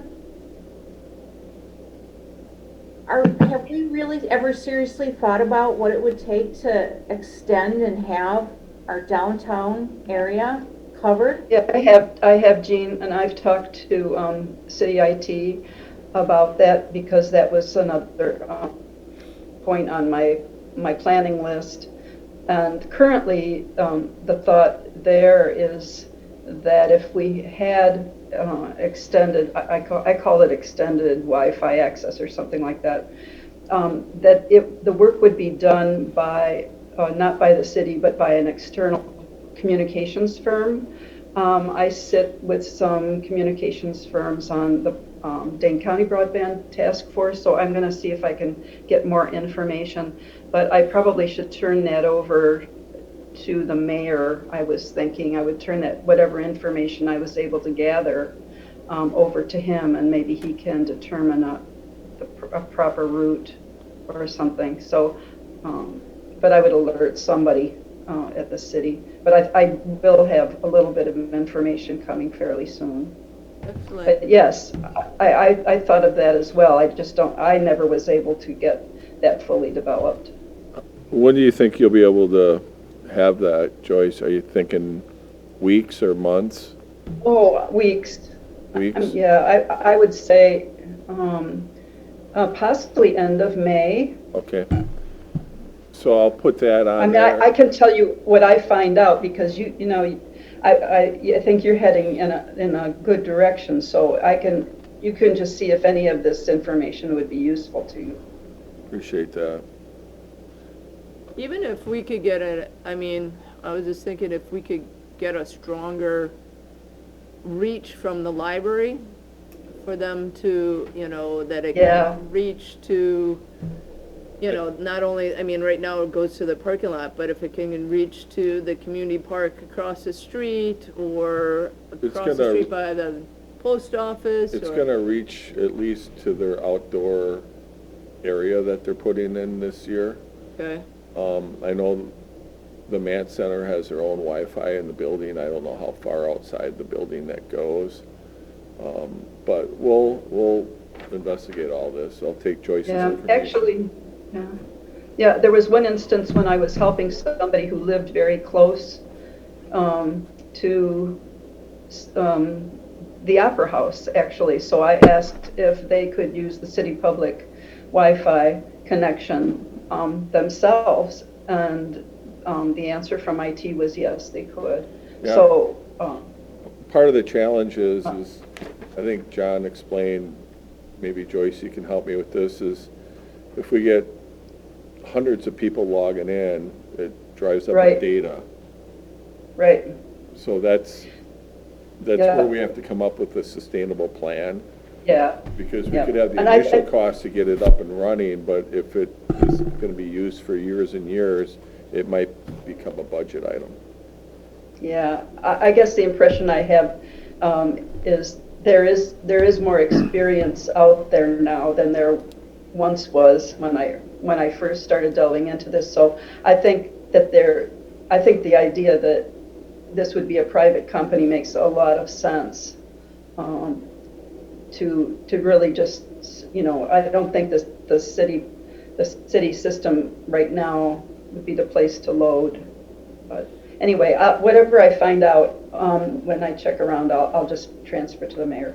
Thanks so Awesome. much for all your work, Joyce. That's great. Well, it's fascinating. So Yeah, that you helps. are the right person for that job.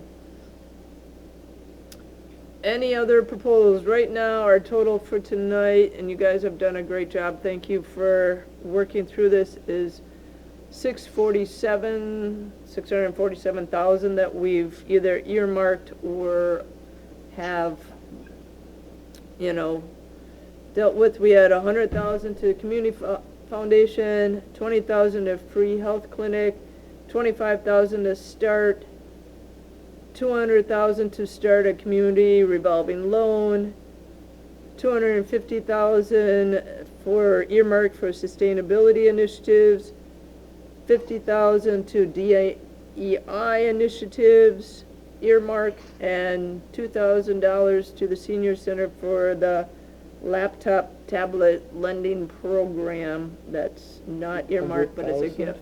Huh? 2,000. 2,000. You said 200,000. Oh, I didn't mean. Joyce was We don't need that. celebrating. Okay, I just My wanted to mouth, I'm reading 2,000, but my mouth was disconnected from my eyes. Can't get anything past this guy. I know. All right, so that gives us 647,000 that out of the 949,000 that we've either earmarked or appropriated, leaving 302,000 remaining for future conversations. I would like to move to adjourn, Oh, do we if I have to? can. Do we Or do we have to do something else? Yeah, I Move to think we have adjourn. to approve Wait, some wait, wait, wait, minutes. wait. We have other agenda items. We have to approve some minutes. Actually, under Robert's rules, that takes precedence. What, the adjournment? I Motion to adjourn. will remove my motion. Thank It you. was in a second anyway. Well, Greg tried to, but we kind of usurped it. Washed. Okay. All right.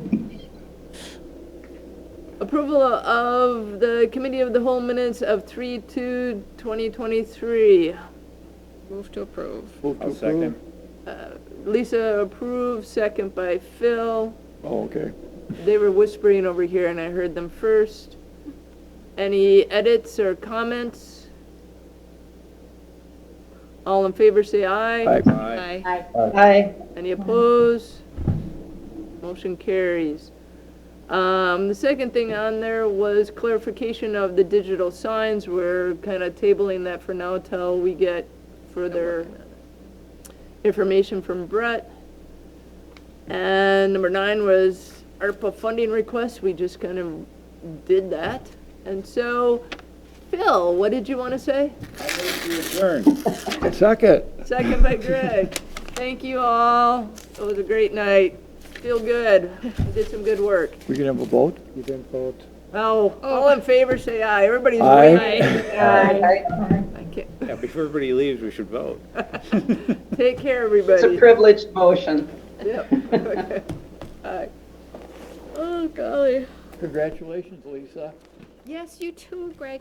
I want to know, you got like 10 or 11 write-ins, and so did I. I want to know, 10? Isn't I that had odd? 10. 10 write-ins.